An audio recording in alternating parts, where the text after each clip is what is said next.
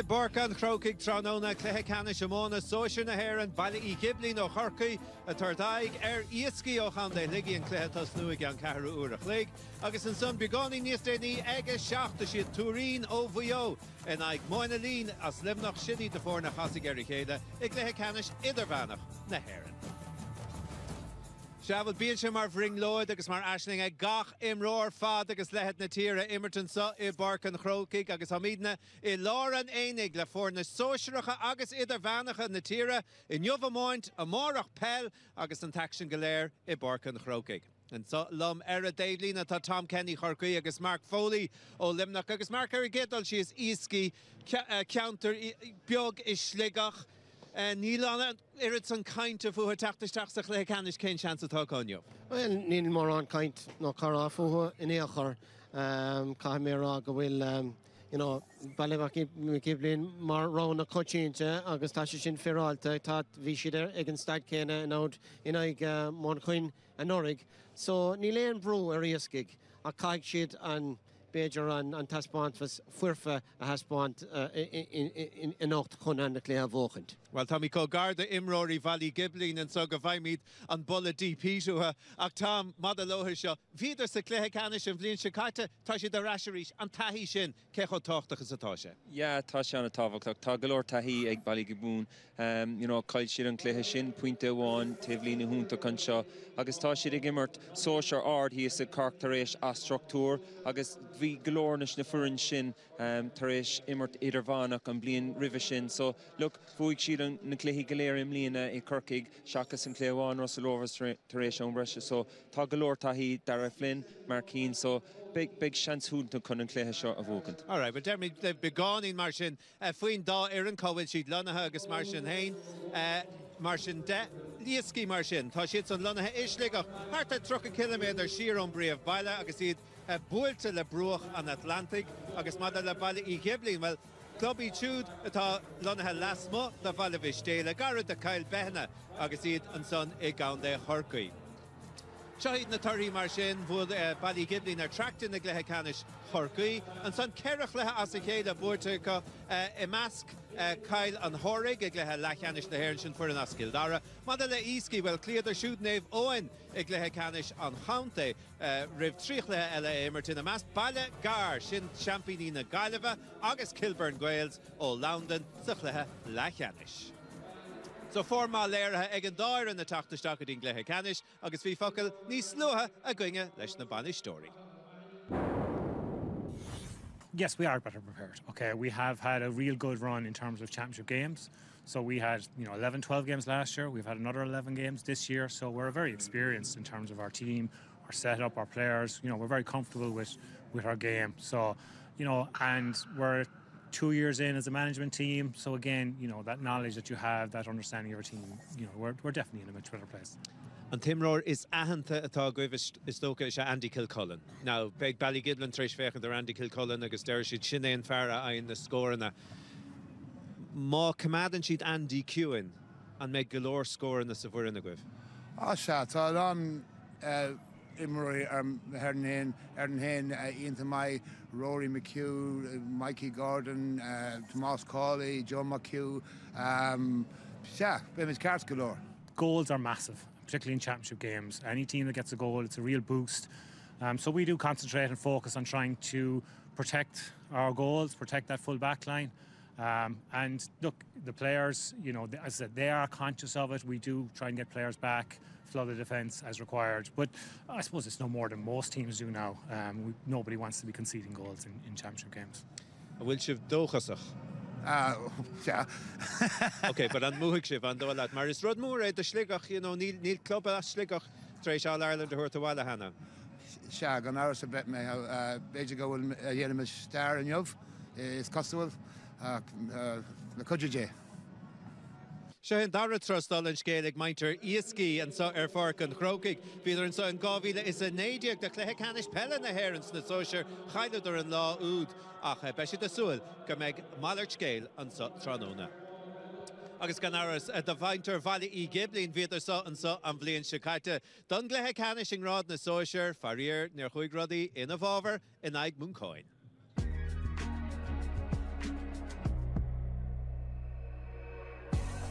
agus í búta har a trastar míúta Jonathan McCaffrey Colleen agus tá Santa Shore Cole agus tá Cole ag Dean Murray agus tá sí sin búta har a trastar Tangwalling tochtinta an Camavi Senetema and I don't you're not shit agus Chris Timo Robin is a shock down Ton Patrons in the Moon Clean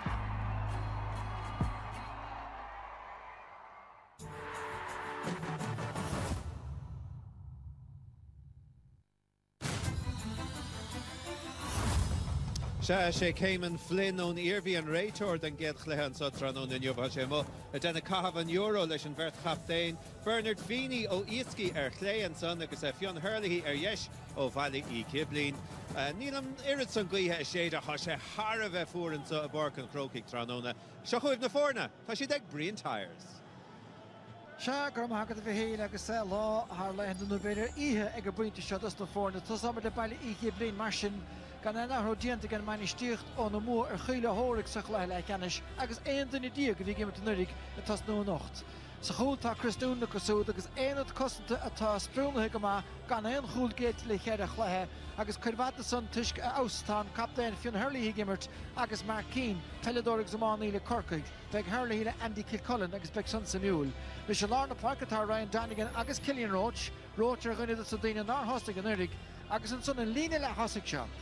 Fuintse uafásach mór scórna Dara Flynn and son ar hefna live a disí chead a chúla chuig chléig a siúd Joseph Hutz ó Sullivan os na pocan na séra agus Shane Best na chumá go leor scór na feitig a siúd agus peileadóir eile a chud chorcaí Cathal Mahony ná ar fád an urig tá sé siúd a tasnú tig sa chúne. Bad le fern Easkey mar sin well hí buama hacasúd ar a ghail Kilburn sa chléil a ceannis hí áratán agus tá fé Gavin Conley ní hosnóise tá Fionn Marlian istig in áit. As cúig hiige se denúr don bhirdansa de háideach ar fuid a bhil ar chuma séna gróna Malai a meas na gúla hin son agus Jimmy Garden sa chúl féin agus Mikey Garden bert faca se manisteir se hitúd chuma. Éon duna díag don bhirdansa ar an hinseir chligiig ina meascan san Róna Malai ónrúm a gán agus an bhertlar park Cálaí agus Kilcullen. Nis maid leis de tosa istigin san Mikey Garden har bheith éfachtach ferha ar an pellet ligi chuma Thomas Cálaí tá héna héniag feitig a siúd ní lenos mátach go bheith Andy Kilcullen an fear 7-3 le cheadach le nuas agus tas ná captain na fórna Bernard Feeney ar a mínse choibh. Seabhal is fear ahanana is dócha ar Mark Keane ibar a séile Ballygiblin mar felladór an fear a daimsigh cúlan bhua tréis do tachtarráis ón Astráil na Ciarí i gléthe le cheannis na mún cúpla blian ó hin. Cé chomás atá sé mar amónaí? Well, look, better look good anam mar pelador for sé coolhúntuk I gwyna Ciarí blianta ó hin bhí sé strál ach tá sé ag dul a bheos ag immert imani ag tá na sciile ag dul a bheos, you know, mar therefore nu a bheith tú ag immert sóisiir I gomparad sínsir tá sé a bhad níos fearr ach look big sé ag dul a bheos a seamach. Now, scéal mór le Easkey ná go bhfuil Gavin Conley an gnáil an cúlaí ar lár gortú tanán na chuiristachar James Weir bogad sé isteach an cúine. Yeah, go hundú imríonn sé sa chúneach an istá sé mar ibre 3 agus tá job olmhór le déanamh James an nocht.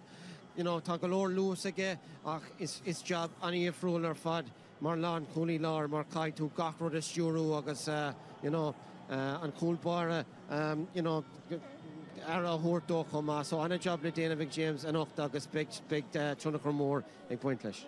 Now, Dara Flynn a bhuaigh craobh na hÉireann cúpla uair le Corcaigh faoi ís anna háachta glachan leis. Yeah, simróir húnta cés cuin le mé blianta ó hin leis na fearn forbartí sa Corcaigh, you know, tá an rud goléir aige, tá gábán ór na hÉireann aige faoi fethe, beidh sé gimmert Corna Fitzgibbon I seachtain, níl sé ar an panel sínsir Corcaigh grí seo ach beidh sé mlína, beidh sé gimmert sa sráp, beidh sé gimmert sa comórtas sa sóraigh. All right, Andy Kilcullen. Now, fecha gí ar an lad seo sé anna bha fáilte scóranna. Bhuaigh sé all-star leis ligach in níana chomá, so tá luach mór buint leis. Ardim róna sé Andrew agus you know, an príomh neascraig an dát 8 gúl agus né buintas troch a fáilte agus an achtas go dtí seo. So an imróna ar fad a caiig sé an únach a chur idir na tosa go léir eile ganocht. Okay, gur mágah buchalí ar as chuid sa bhrian.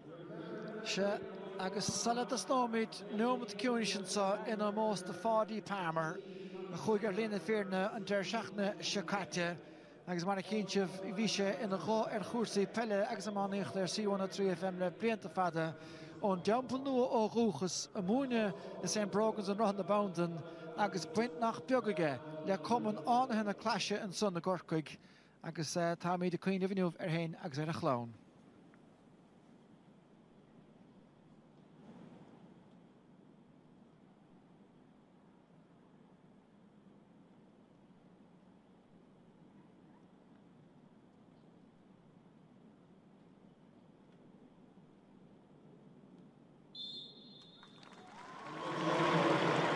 But a mask na naibh go raibh aige.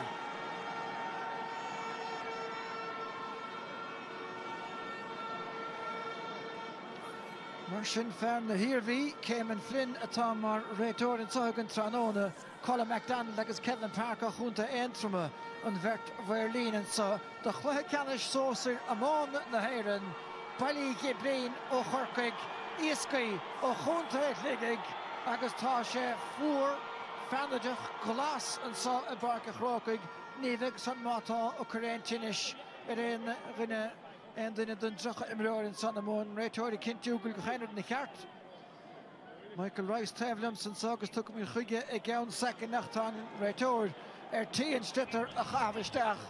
Ballygiblin agla mi hiiscnas na gansa dearaga agus bána agus a siad atá ar an núnsaí láireach bánmhail lá na Parcasús Dara Flynn mar a dúirt ceanna chúla chuig chluthe sin éon cúigiú ceanna isis fachna géisiúd cháthaigh dethaic in beidir nadidir na Marcíní an chiad róthair. Tús ionach ag Ballygiblin an sin féach an sin ó cabh amach Thomán Marcíní raig ní raibh aon rud ina aigná cúla crothú agus rinne sé sin féach ar Flynn dúsáid sé ag neart agus a curb chun spás a crothú cúlíntaach agus túsíntaach. Se tús má ag ar rá láidir na nóidir an sa agus thar éonar deile heasta go Michael Gordon go seanóid ís cúl lua ach tá an trámlaí tarlathe agus caiisiad íochtaíanana bhaine sé hecht asa cúpla bouta television en buachil.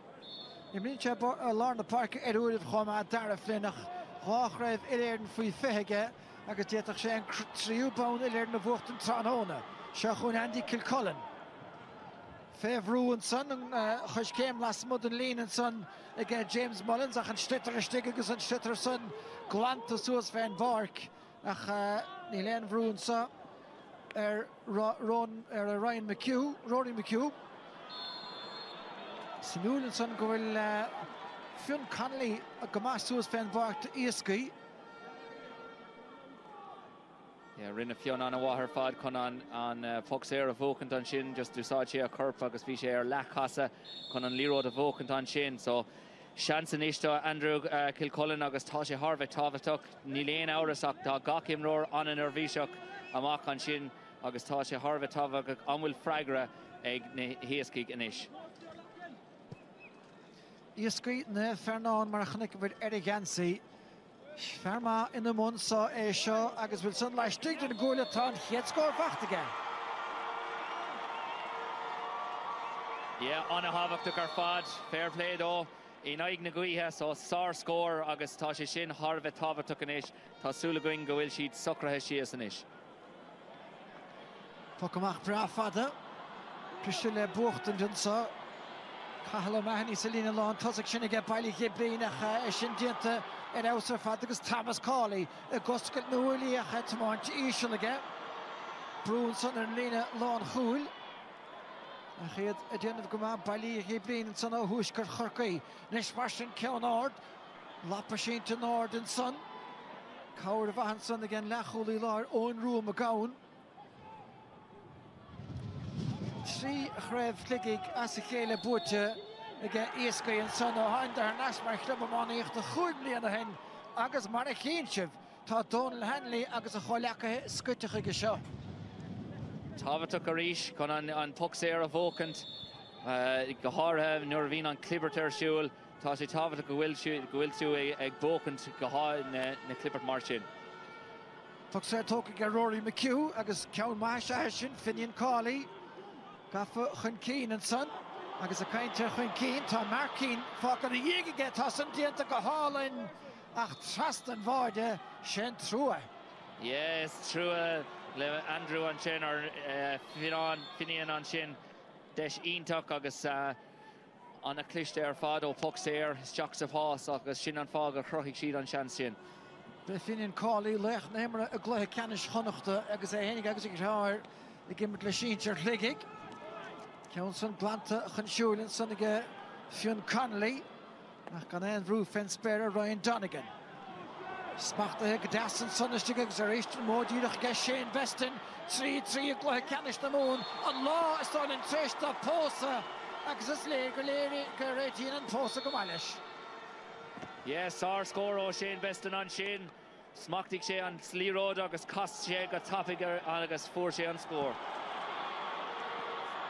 Anna gháil san éirn sunnige Thomas Cawley. De bhíar mátá an stitar a chágan in na dhéagus beag na lá fuair beag an teanga bháil luchtach bátaí. Nis mar sin ceamúr grí sé ar hefna láimh a cléan san a ggé róirí na ciú ní móna asásta bheith sé le sin. No, ní bheidh sé ach le chuna bheith fearáilta tá sé tharbheith deacar leis an ngvé an seo agus féach an gháil ionach ó Thomas Cawley an bhhathar fad agus ar an drochúir just cail sé an líród in íag sin. Mar sin puck amach ag Chris Noonan. Lár na parca suas an trasa. Bhí sé a gceistan san ag Finian Cawley sin a chur fáil de choileachaí ach tá ceann san tamáintisteach ar hefna láimh diise an trasa agus ar fóréige Ryan Donegan. Yeah, tá Easkey an a topic leis an puck amach tigann siad go bhfuil fearr sa bhreise agus tá siad ag iarigh éad úsáid go háthe in aig na ghuithe. Sin puck amach má feachta go Rory McHugh fuair héna héan sa chluithe le cheannis. Machchan sa agus búirtisteach ísio le Noel Kilcullen de háir leis a bhersa Andy. Tá neartga siúd inis an Cooley, James Mullins i cimiada sé Mullins atá chutar siúd an slitar chuta trasna an chúil ábhar beag ar hefna láimh a clé. Yeah, tá lán deisina có ag tús an clé seo nílach sé óméid beagach sé óméid imethe agus tá siad ag fáil na deisina. Agus níl chumir gohfuil an Coulson treis choráistáibh rómhór. Agus iad a gimmert a gcuineann na gaotha stóling cé bhfuil sé dechar léamhar an ngéasan. Is se chuin Dean Barry. Búirte fé dhéhannas aige ach cuma an a bhathair sin leis tigh an gúil é chlé faoint an a bhrá. Sár scór ó Dean Barry mar a dúir tú tá an gcuid cas an tamar fad agus dúsáid sé an gcuid as chuir sé an líród suas san éir agus an sin heasta sé thar an trasnáin. Nis freagra tostáil ó Easkey ach blocáid an sco na san hail aige Ballygiblin. Fiachar sin cheire chéan de focan amach búirte aige Easkey ach decreachtaí aige Ballygiblin mátá. Óir bhain trusan aige Barry Coffey. Stan Bannister Michael Gordon, the on Ravils Hochtiag agus an éidir ach tuisc anach da gnóve Sasna dag sin posten son nach her nas loidach skiláling ige Andy Kilcullen son. Búirtisteach sa agus 4 géir ceann eile fós ige Joe McEwen trasa ar fóréil. Yeah, deis eile imethe stré agus mar dúirt méid tá siad ag déanamh go hanmha chun na deisina crothú ach caithigh siad iad áil inis. Tá ceanna sé bhríonn caite bhí Ballygiblin beagán mála tasnú chomá agus tá smutan mud céanna tarlaithe sa roimh ach Shane Beston tá cumán caiilteige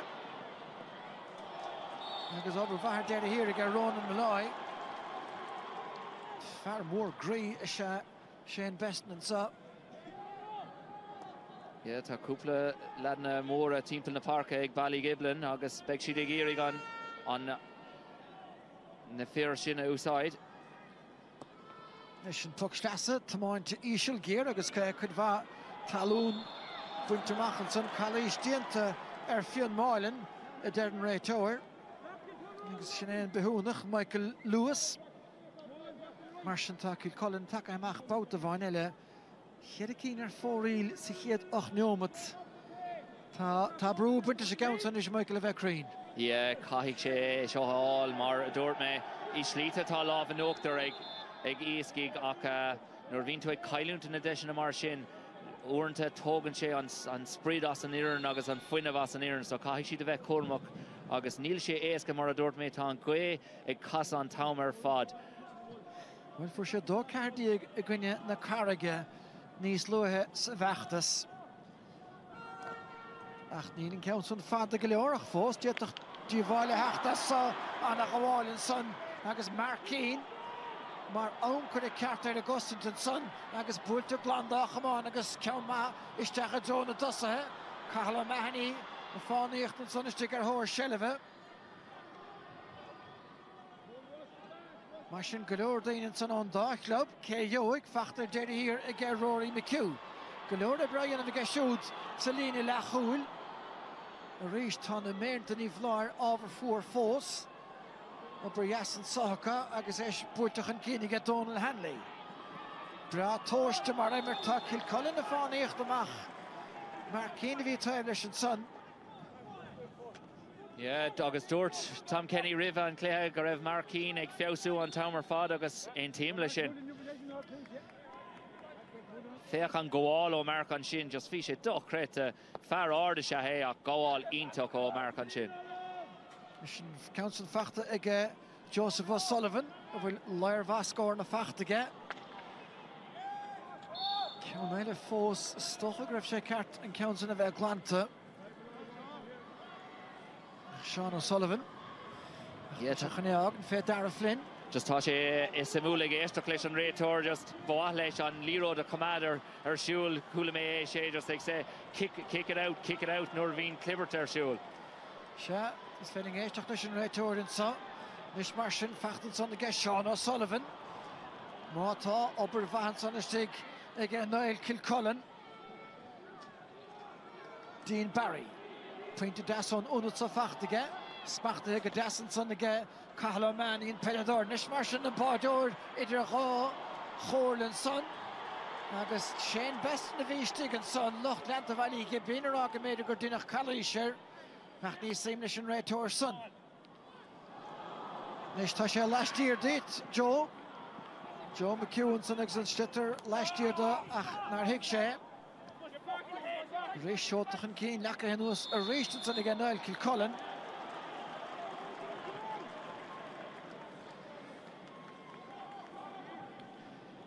Se de léir an fersa a bhíonach sa chéad 10 second Dara Flynn agus is léir go bé Kilcullen atá curtha agus é ddírig fannacht thó congracht agus is féad leis. Caithigh siad an tionchar Dara Flynn a íslú nó a stoppa ach níl sé éasca mar connic mar ag tús an cléthe agus ceann eile pucsaí ar bút aige a rís níl sé éasca in éon cór ar an taobhlín é slíte ach go dtí seo Joseph O'Sullivan is néascar is a hé agus is sé for sé náidan é gunne bhin chéintach le ceanna sin unig an cuairle a cabhrú an san leis smut den á a buinte sin agus peinte. An bhathó ó Joseph an sin mar se tharbh deachar an sin agus mar dúirt tú in ag an cúla agus thar an trasnán an instaléir ón ilann sin.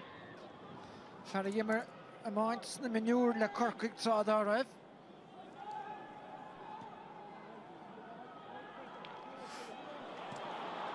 Déanaam do háinnig an scór éonar súrach san de Easkey agus is tréimh sin is seo go gaithfidh siad a dtíorfá cúpla scór a gháilt Rory McHugh an a bhreidúil ar fad. Nis an féad lethe éonar de chrathú chun tosaigh. Ábhar spáisian sa ag an dosaí agus déanta go deasa Andy Kilcullen nach a réist las mud an gúile. Tá siad cráite ag an na hiireachtaí atá dul las mud sa cúilí. Tá seans go méid siad ag féchan de rais ar na seansna ag deir an cléach féchan robáil ionach an sin ó ón ruúmach ann ar aus ar fad. Búirteach an cínig Finian Cawley. Bertha Mohanson ar an lán chúlaí Fionn Hurling. Agus caléis praite gan réiteoir ach a réist deachar go leor Sné Larkin Finn. Duine den gahar an árthasta gan éideach. Joe McHugh agus Andy Kilcullen go leor Shellive á bhuachtan de có. Yeah, agus an Croke and maha tá có, tá si de gibbrú amach an líróid, tá plana có, agus tá structúra có leis an bhíreann seo, tá si de úsáid an spás, tá si de géirigh an líróide chur síos an lína, agus sin an fág bhfuil si ag fáil an seileamh sa lína lán tosach. Nis mar sin ní ceann frist é seo. Cúpla ceann ní sa osa, chuir fóraí igen nach chaite saoil an ceann dachar fachta.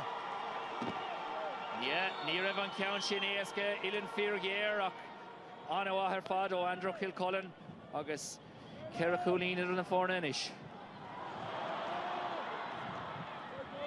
Iad féhrú láthach a réisteach an iirecht san búltar het na láimh clé an sanna gé Dara Flynn. Súil an teach ag teacht inis. Nis bhí raach má ó lár na parca búlach isteach an ceann ach tá áras ar an mertastig agus ar an réitearní fláir agus is dachar léamh ar íomh Dara Flynn. Nis chunas mar a háin sá bhfuil san lasmó chun gúile tá spéalach. For real ó Dara, goháil ionach ribhre, rinne sé ar ausach. An drochúir chuig sé ar for real. Nis an ceann búte lár na parciacha ach tá cumáine a gaiileún feachtar íist go Rory McHugh, chian sé bhearna agus é gafa timpplan son ar a gúlaí Michael Lewis. Brúma mátá ag Donegan agus an ceann ag Mark Keane. Tá sé dechar Keane a haint beidir go bheith sé fear a chúna James Mullins agus a sé. Tá chuocht aige ach tá le Ballygiblin ní siad a gimmert chumaach sa féidir a dhéanamh stáilm rá láidir na nódar an sa ach tá ceann an tóca ige Shane Beston agus é dul isteach lágaíoreacht mátá Calais Batter riimi sin agus tá cumán feachta trasna na láimhin san aige agus a ddéiring a bhí láfuair gortaín sé sin. Yeah, tarlín sé mar sin fechar ís ar an gáil, so chunig mar é sin cúpla cín ó Dara Flynn, Shane Betson, Mark Keane, tá siad anha san éir ach mar a dúir tú ar láfuair tá siad deachar glór ornta agus just drocheang a bháil sa dera ach rial an buntáistí in úsáid ag an réitóir agus tá an caiig mé creúnta thuirtó tá sé anha sa léir ó héamh aon cinenne go dtí seo. Tá Shane Beston cráte le gortathe cromán le cúpla bliain agus an bhíonn me ceann dhírig sé ar a bell a gréadfaithe agus ní chúis ná sé gimmert sa chláid ceanna sem máíochta ach tá sé ddírig an dáthráig a rasta le mléana agus an ceann seoltaige Joseph O'Sullivan idir na cuairlí agus fág an son is cúcín de féintí idir na fórne. Nis seach rámún son ag Niall Kilcullen leis an slitar san agus é teachta an gúlbáirne.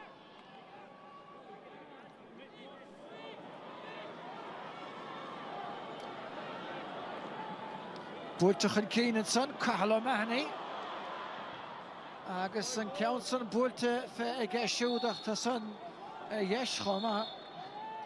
Yeah, tá an dáireann ag cailún deisina ach mar a dúirt mé níl na conílacha ró éasca. Nis mar sin seo hen chans agus tá siad a ddírig an cinenne cearta dhéanamh fachtan sá agus Joe McHugh a hamáin tána sin trasnáin bhí seans ar chúla mátá. Yeah, bhí leathéans ag Joe an sin agus rinne Thomas Cawley ar aus cinenne ceart pasíntaach agus rinne fionán Hurley anha fionn Hurley anha chun teacht amach agus an spás a gúna síos. Nis chuig son misneach ortha agus déanta go maithréisteá agus bhfuil son caite níl a réist flíp déanach ag duine de bhuacha lí Ballygiblin.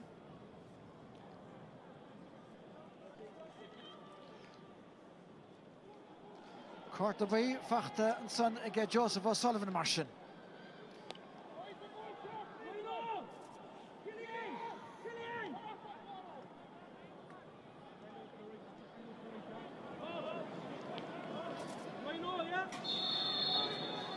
Mar sin óna lehénig den barc. Rory McHugh a bhólasa trasfárce agus ceann maithe sethe sin buig an tasaíthe agus Andy Kilcullen cúpla ceannar fóríige déine hir mátá tá council Seolta Crane. Sár scór ó Andrew Nulín áras ach tá cumas ínta ige agus faoihearra ceann thar an trasnáin agus tábharta go ríis. Tá siad ag imirt go maith Easkey ach mar a dúramar umra chuis na cailta. Agus ceann imirt rud eile chudig misteach Mis trochlan an son ige Ballygiblin agus Portin sa the Easkey ige Thomas Cawley héin agus in drahar Finian gimmer come agus sin hardle go hall in fad skilden ska tá peinte tilte gan éirecht sa ach live aháinna bhí an come on an son agus Porter for éil. Yeah, agus tá Rory McHugh I ngneácát tá sé clúdach gach fiasa den spás tá sé ag imirtí Lorna Parka ach tá sé ag taistil agus ag bogó a rís agus a rís eile agus a crothú faimhna do Ballygiblin. Ní sé caiintear aibhanna tá gortú tarlan sa de Mark Keane agus tá sé anmhacach an son mar a chéintseh agus fráma fir ceart an fersa agus tá ón do bhealach an barc Dean Barry leis a lor a cór leis ach an réiteoir sásta ligin is a gluthe dul raig Macri Joseph O'Sullivan an sahanis ómige úmpó agus fiochan cefi glúiseach leistig leach pelle faoi fethe chorcaí 3 bliana an cheim bliana himnis Calamani ach a réist. Bhí an cosantóir a chrá ach lágúireachta sethe 3 chéile. Yeah, takeíochtaigh teachtar ais ó Finian Cawley agus thucáil ionach sa deire agus a rís san éir.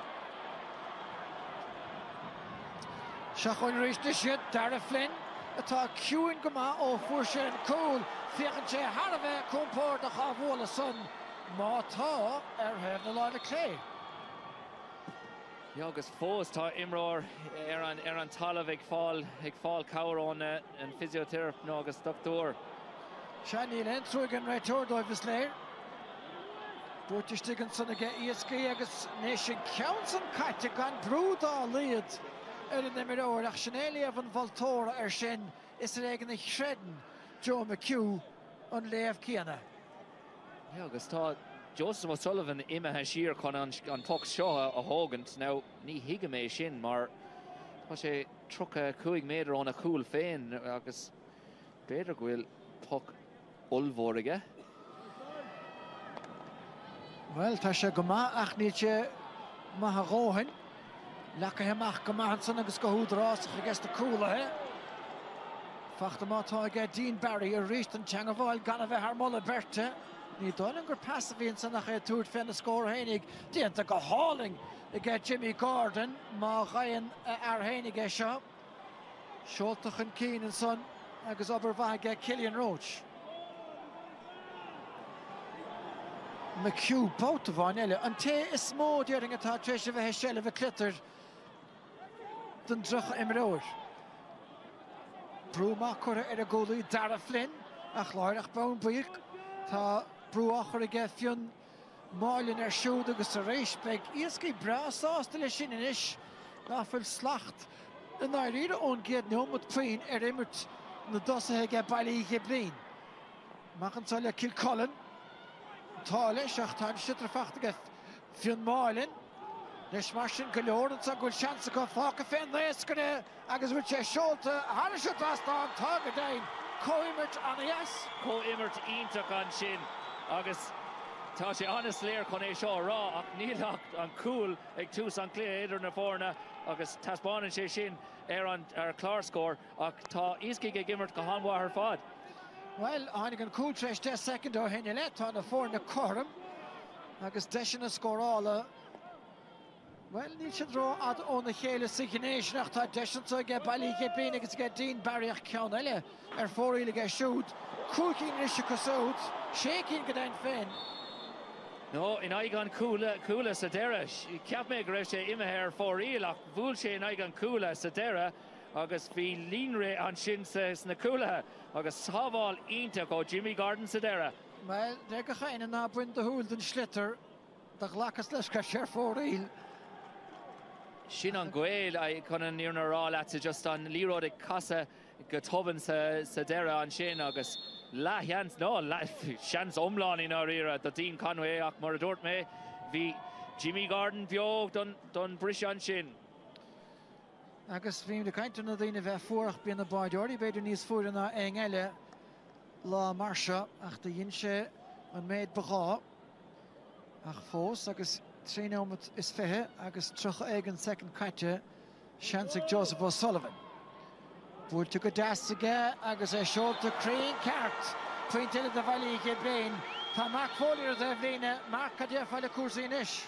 Tá se har bheith simúla in ána thuaire tá Ballygiblin tá siad ag immert le seachtars na chúlathe tá siad ag iarraigh Marcína Héirú mar scúbadóir nó imreoir sa bhreis agus tá siad ag iarraigh an líróide ó brútrí denínta ach tá siad ag tuairt an deiste Easkey cé go bhfuil imreoir sa bhreis costas na chúlathe tá siad ag tuairt an deistóibh an líróid ábrú suas na park agus tá siad go hanamha ag déanamh an méid sin agus scóir eile cé go bhfuil siad an ábrú trí denínta.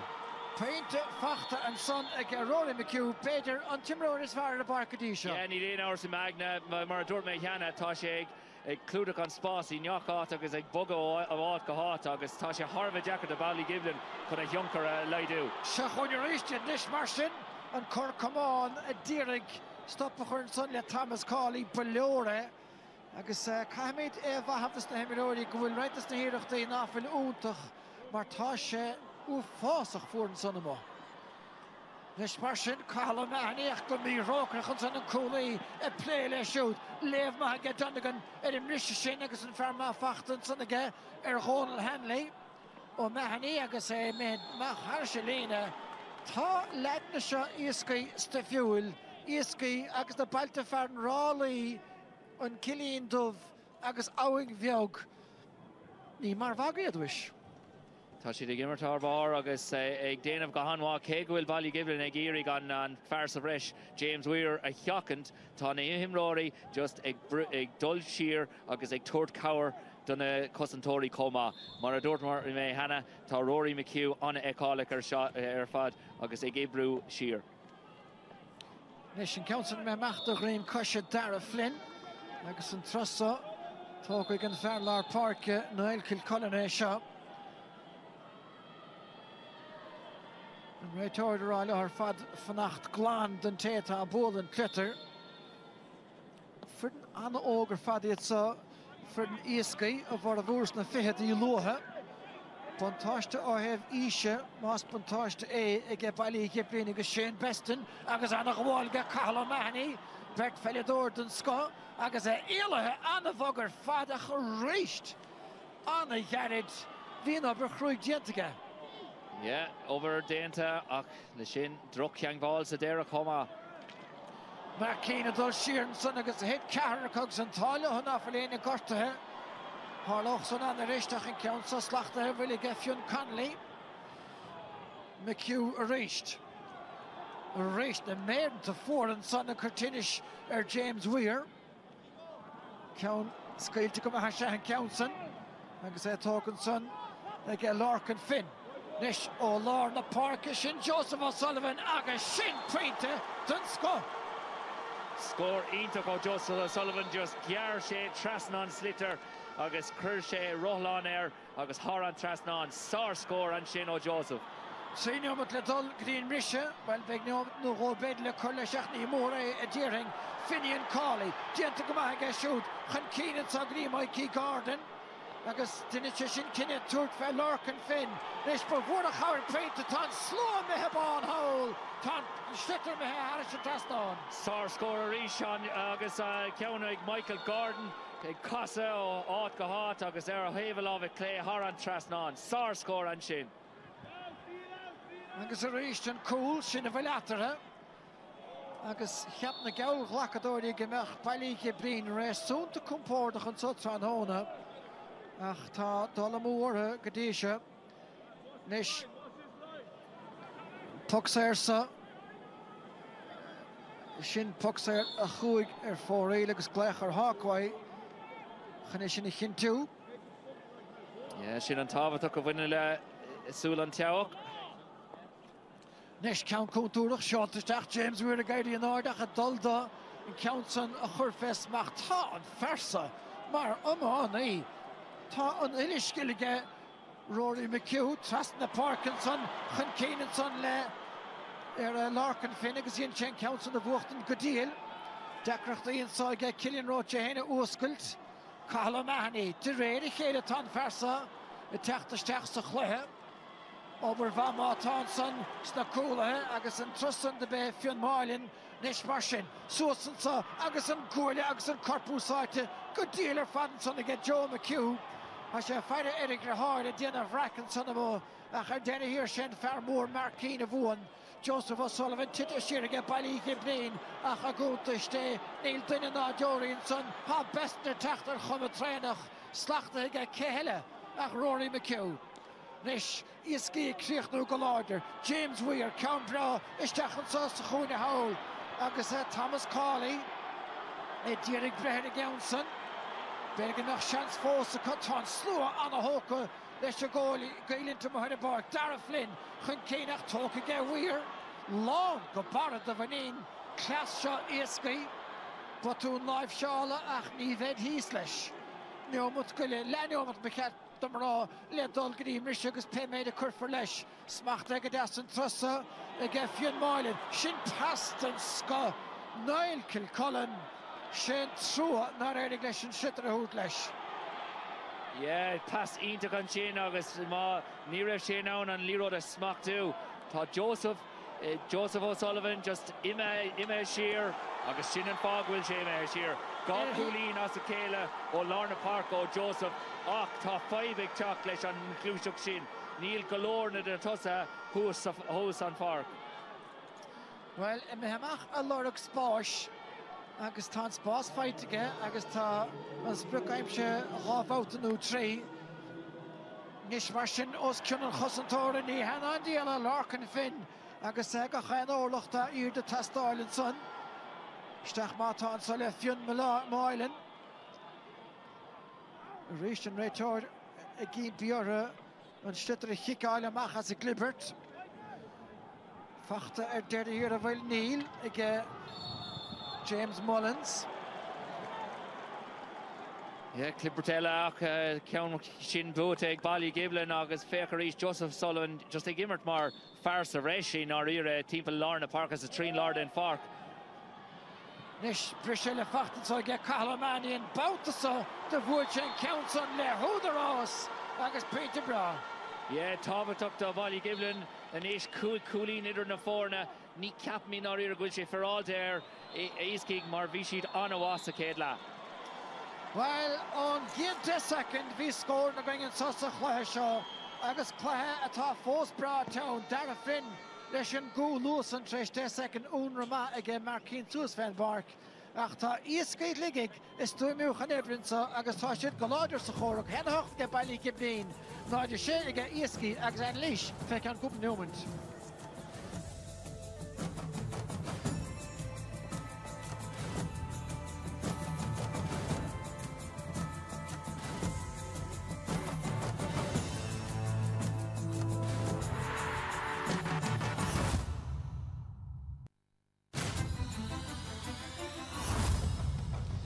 Fáilte reistú leis an dá chúlín déanacha sin ag Ballygiblin tá bearna oscailte Nishica go cuaig cúlín éana hochtacha siúd náidir sé ag Easkey agus trochanómad amach roiin. Se béidir an cúl is tapúla, is cintin cúl is tapúla chunig mise Bark an Croke ach cadé mar hasacha bhí ag Ballygiblin. Tasún tasacúntaach I Ballygiblin. Sin sais tactic an sin an nábhúil an Imroí Lorna Park an Lírod, rib Markeen roig leis an Lírod. Tá dara Flynn ar yes agus tá na Imroí ag teachtamach ón cúl agus tá galore spás ón rihisteach, you know, agus leanan sé roig Imróir húntaach agus feig sé cúl húntaach anna happig. So sin tactic díra gón tasach mar sin, so bhí sé ráitecha instant trainál sehan rud a denisha. I'd say better nábhúil siad an Lírod agus bhí Mark ag rih an Lírod ag caitheasteach, you know, bhí Dara Flynn chun leanan de roig a rísloch díra can ac leis an cúl ar aus ar fad. Okay, an tachta níor ag Easkey mar sin, an Bert McHugh, Rory agus Joanna, Anna Lornach. Anna Lornach ar fad agus bhí sean sto cúlacha an uair sin ach rinne sé an cinenne mícheart agus thug sé an pas láimh an fear mícheartach. Fós bhí siad ag crothú go leor seansanna cé go neach cuidecha amú a ríis Andrew Kilcullen ag ag crothú go leor Jackrock trí de Ballygiblin agus tá siad crothú na seansana tá siad fósa léthe ach tá siad an déanamh an rudí geart leis an snitar an tamar fad agus beag siad lá na dóchas. All right, Kimi chuna sa bheith mar sin sa dara le cúi cúlína den na fórna Ballygiblin éana hocht náid a sé ag Easkey Ballygiblin.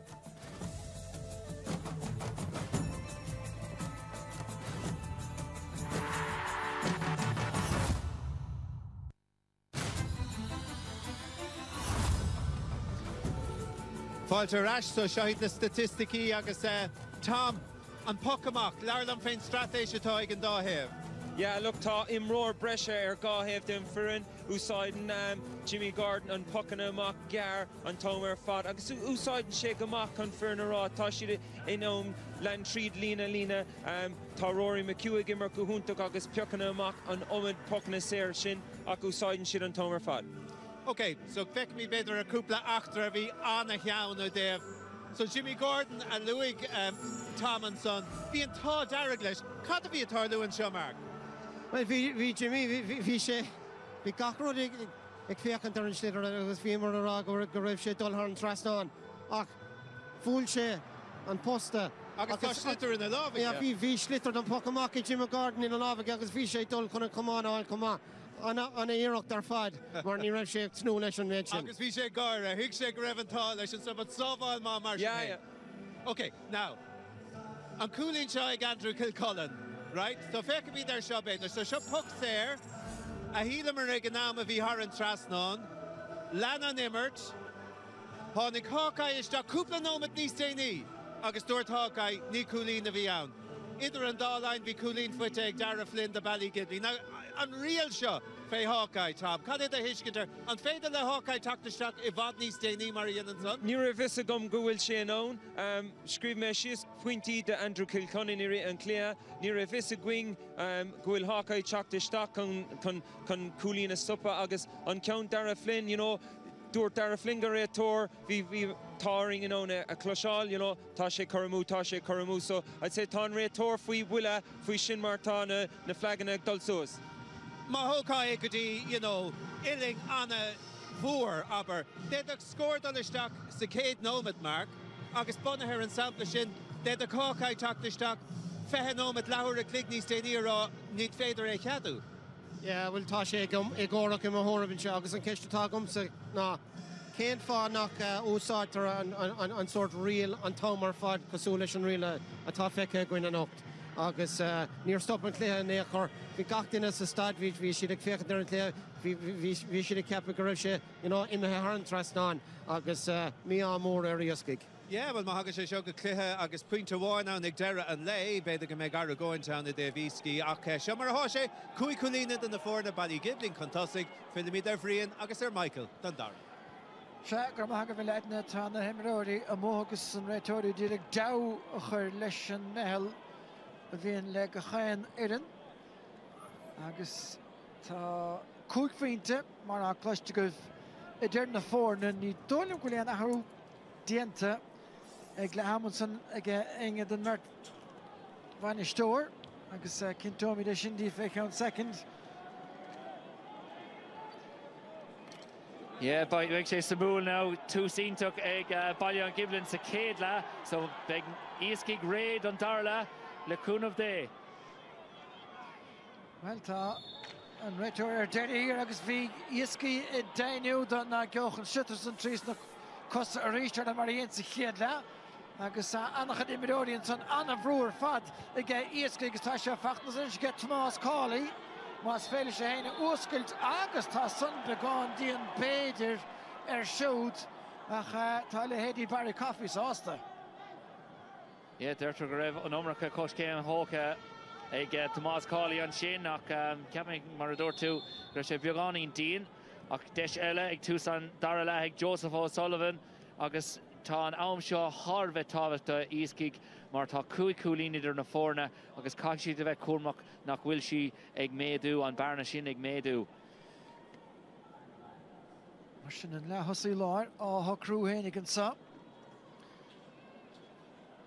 Bhí mar bhíniúr le corcaig Tamil siar níos a ríist an teanga bháil ní teach le chaíosach an áda leotha agus tá deisian sa fósaige Ballygiblin. Ibrahimach go deas best na gúmpór hefna live deise agus buchinna maithe puinte bra. Puinte anna yes fad, Coimert yes, just a cuasáil an líród quick Shane Beston agus Horan Trasnán. Tugamach tóg agus deisiige Mikey Gordon cosantóirí titim siar a lethe gúlach drocheann mátá tá sé Ibrahimach cacalórdóibh agus fémar a bhí flinsa chéadla tá sé do déanamhisteach a John Chúil. Pontáiste má a thuirteach an réitóirin san den Verlar Parke Finian Cawley. Yeah, Lahian san sin just near Frab on Leerod. He gartach fioch sé suas on Leerod. He brevan is sual. Feach on Joseph O'Sullivan ag teach der ash agus fiaul dénta agus mar dútu real an buntáiste úsad agus tá anawa hon réitóir con deis a hort do dús agus deis ítach ag Andrew Kilcullen os Corna Cooley. Se trí cín sa chéad le aige ráichan an immert agus dácach sa chedicín ina umláin aige Sástin Council na chur Harris an Trasnán. Tarna duine before score a grave Christy Ringinson and Vince McCarran Andy Kilcullen foot fad na tíre. Tugamach buirte fada aige Chris Noonan the Ballygiblin. An or de leo agus a réist or mistig eile de Easkey ha Thomas Cawley and Clehan Suas ach tá sé brete deire hi Rory McHugh a dollar at a bhaile trastan sa agus fachta istigan sa again ag rahar se Joe a réist council ar hefna live a clay seachtú counter for real. Yeah, omra kicking for real ag Easkey ach deisínta ag Joe McHugh agus chroig sé an spás dói féin. Ganna an bhíle a bucamach on Mert Vaidor, Cathal O'Mahony, Búirteige siúd go misniú an sin count the fainty on Tronhona.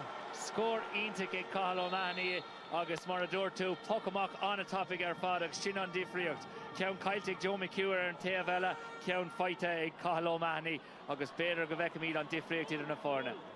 Se thug sé tamlín cinnte ar Cathal socrú síosach lethe ach sa déanú a deireadh den giad le agus cinnte luas a tarna le. Tá sé gimmit gomá Larkin Finn agus an Council tugamach Harris Lane aige agus tá arú a dhéanamh Ballygiblin agus Dean Barry a fuair pointe sa chéad le a fágan na parke agus Kieran Duggan a teachtasteach ina áit sin.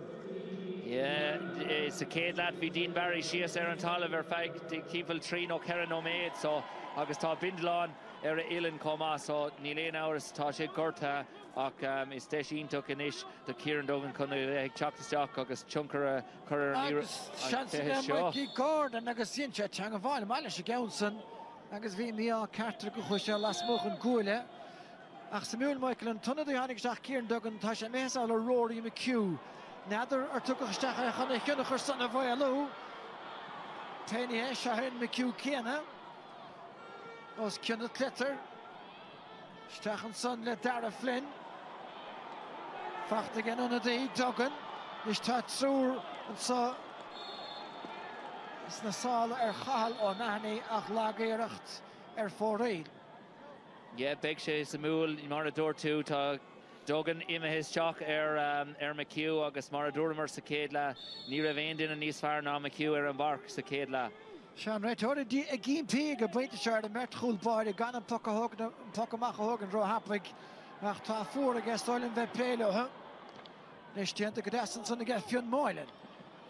Búirte chofad le Andy Kilcullen tíanta go deas stechan le Finian Cawley agus an Council búirte agus búirte le héfacht a bhfuil tá go dain ag Donald Hanley.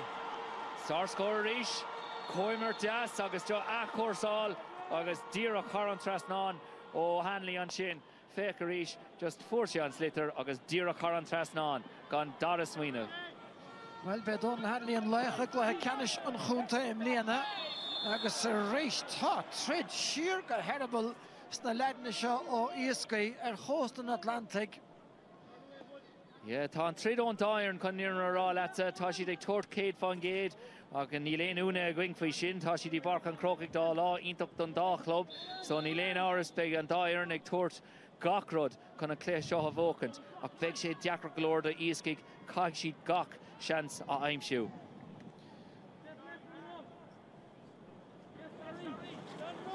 Nishmarshin Andy Kilcullen. Well, Arta Stach again here of an Humberger Shaturt Fair Feint and Sanachtasha Fachtaga Hurling, Son Irish Dickinson again Joe McHugh. Pass Nirav Shahar Mola Berta, Agus Michael Lewis. Agus Abraham Achgadas again Ballygiblin, Achkasha Dulan Clihan Susanish, Agus Todd Bertno Trudson again Easkey. Agus Maraviana again Michael O'Hoy, Joseph O'Sullivan and Machnil and Krutkiana, Aaron at Cossanta. James Weir Fevru. Ballygiblin and Donnerstach Croke, Joseph O'Sullivan raced with Jeff Fadagalore, Manamach Goel. Yeah, Jacker Alave, like Tashi Diggs Trackle Conan Lero to come at Suez, Marnil on Omraka Tosa Suez, on Shin, Ta Joseph Riggs, Ta Chunker Ulvorig, Joseph O'Sullivan, August Tashi Aaron Lero to Reish. Shatikik Michael Gordon Gasher, the Indian of Mayor Joseph O'Sullivan, Nishbert, the new Gachta of the Halomani, August Carlations and Gale to get Fionn Conley in the idea and they're not a Van Holish. No, vi on Shellavig Easkey geg an buinte sin, so ni higam cén fá gin yarna sé ni fair ni rohlum sa ve ro crew vi sé gi déna vi yihil ni lein hours a cart of we fighting agus mar door to ni lein god o. Samuel via anim again right tower. Slag will not validate to get shoot Khama Kiana.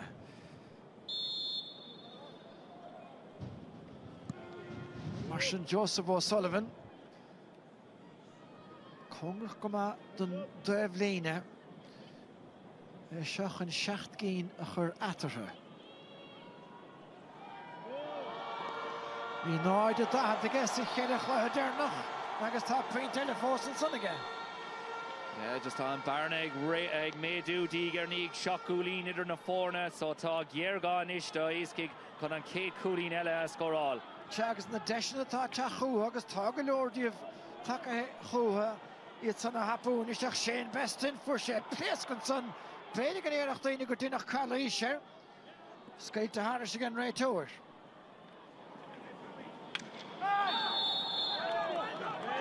Carlationson again, Verlar Park, Finney and Carley, Darren right to her. Yeah, just the rare Kasuluk to Digernig, Shilum Gwil, Ballygiblin, just a law drew on Tower Fod, Toshi, the rare Kasuluk to Toshi. Comporter galore Ishlita Neil in Boggart easy go have cool so Neil'm roke into Connes's fairly Easkey on Barna Laidu and Ish. And I had this score to Tachta Joseph O'Sullivan at galore a Glohe Canish the moon near Vach Bert Clara scored again Ballygiblin for O'Sullivan again the faint is best in 3-3 and counts to take Garrett I can say Lacquer and Olsenson. Talk again more door, Agus pass all to Gadasiga. Nish Denomut Gaulish Cotton so Saturnala Barry Coffee. Dakratiga, Achtaga, Derry here. Sheeran Seneca Schultach and Keenigga Joseph O'Sullivan. Ananas, Anayasagas and the net to get Duggan. Níra Shara Chumpord of Wola, Agus and Kelson Tite Garrett, Jimmy Gordon. Cool boy, Shagig, Jen of Kama. Nish McHugh, a Doyle and Clitter. Chance Fosaka. Agus Swinking Dassiga, Joe McHugh and Sanachai de VR. Greven Stitter. Anna Hongracht and Dave K. Gorige, a ton Puck Schlesser. Dave Moore, Aher Margani de Van Hori and Hummenshaw. A Duskert Harkay and the Kilcullen, a Derek Shelivach van Ohu and Son. Trefsche Tocht getachten is de Easkey maar Neil Scorfach de Collet Tamerlin. Agus ta Graima Rod Trerig Ballygiblin, a Highland Clay Canishan and Igla Cool, a Gwynne of Owen Queen, ach ta Graima Rod Trerig. Yeah, Rinne Shane Beston Anawar Fod, August Fair, Comoris Atashe, August Vidigur Shin on Diffreachtella, Ta Lads o Ballygiblin, Nice Mo, Gahara, nuair bhíonn tú ag fécinn ar bestin agus Mark Keane, James Mullins á fear mór ard comá agus tá si den ann an ládrach sin agus an nearta úsáid chun an puck na séar a bhócant agus bíonn si den ann an líród a bhócant ar a stúm féin comá. Seagad í leon tóir le fear maith bheith agat chun na puck na séar a bhócant go háide a gluthí ceannis agus sin trí cína na de faointí as i chéalanis fachtaige Joseph O'Sullivan. Príomh néascar é se é agus mar a dúir tú tá sé ann an sprocha aimsiú a rís agus a rís eile. Larkin Finn scópa tras na Parkinson réist obair vas na coola tóca ge fiún máilen. Steach a Lárslín is tarach ar ann an ságus cinile líana a bheis I ge Finny an Cálaí búirt isteach an ság a smachta nach mór I ge Andy Kilcullen a chealtacaíochta fachta ge Ballygiblin agus, well, ní bheith Michael Lewis rá hásta le cinine sin an réitóra. No, níor ceap mé go raibh gur thóg sé an numracha cos céime nuair a bhí mé ag féchant ar ach féch ar sin. Sé casa bhí sé casa agus bhéidir go raibh gur thóg sé sé nó seacht cos céim an sin. Bhí na dúlána agus an gramú ag teachtasteach agus chur sé brú orthú agus a rís tábhachtach bearna inis ó gúlín idir na fórna tá gach ceann Tharbheith tábhachtach de Andrew Kilcullen agus Easkey. Se gan a ráfeinte go dísa có sa tarna le. A chaulófa go meach an tríú ceann an sa. Agus an méid sin dianta ige Andy Kilcullen tarna pointige sa tarna le. Ach tá na bearnaí á níomh níos a bhear ige Ballygiblin sa tarna le. Na mar a bhí a dhéanamh cos a chiad le. Mar le Kieran Duggan a tréis déanamh go maith ó tháina seach an parke. Fachta mátá an sa ige Niall Kilcullen an trátha á lorug. Steach a Joe McHugh. Nach é nuas gan lán chúlaíonn san fiún Hurling.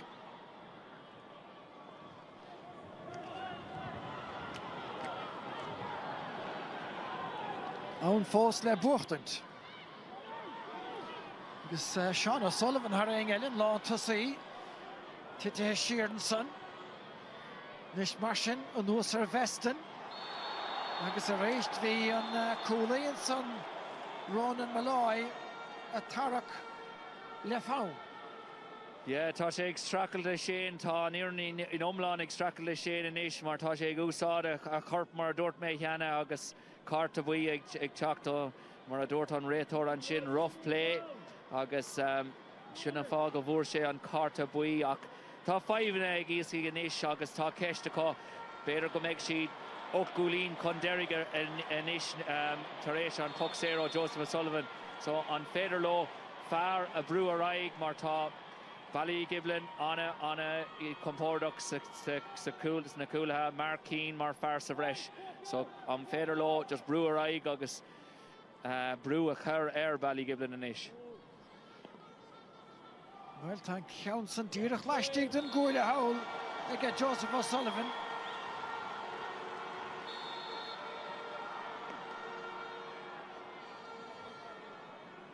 Mar sin tá loirmha fachta sa chéile inis ag Suilbhánach agus ag Ballygiblin. Ein ragra nó ein speach fáca in Easkey. Rís an cosantóir sa bhreisinson agus é dianta go deasa James Mullins. Agus tá rac dianta Joseph O'Sullivan agus saoirse fachta lár na parkige. Nes mar sin cahala meany agus berta dhéchant leis gan dát níos cíine go bhfuil fiún Conley ar chárta buí ó meany a réist buirte trasta tá brata gáirdacha stig ón chortha le héanaí fisce tá ónagain. Sin bhfuil sé sin an dara ceann ó O'Mahony agus ón áit céine don céad ceann fécar éis caiise ar clé ar an uileann fíorgéir ó an lína fithe héin thar an trasnáin. Agus ahrú dhéanamh ige Easkey inis. Gavin Connolly a bhí carta istigh an áit Donal Hanley.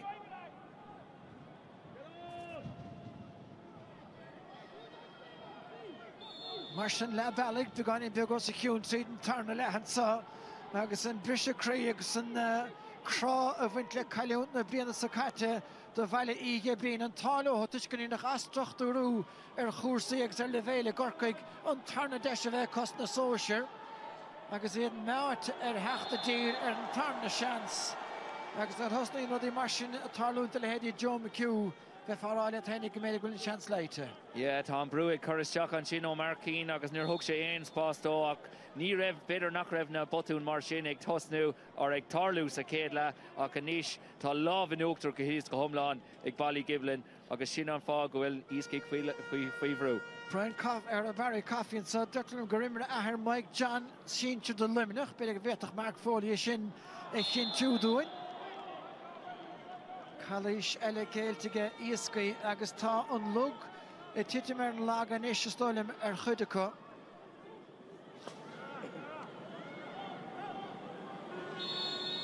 Réitóirún do bheileach an barcan is aráile Shane Malloy gan na lapaí bheithe ar chala mehanní agus tá rám gan Malloy leis an slitter i féchan de dro a chúl hénig.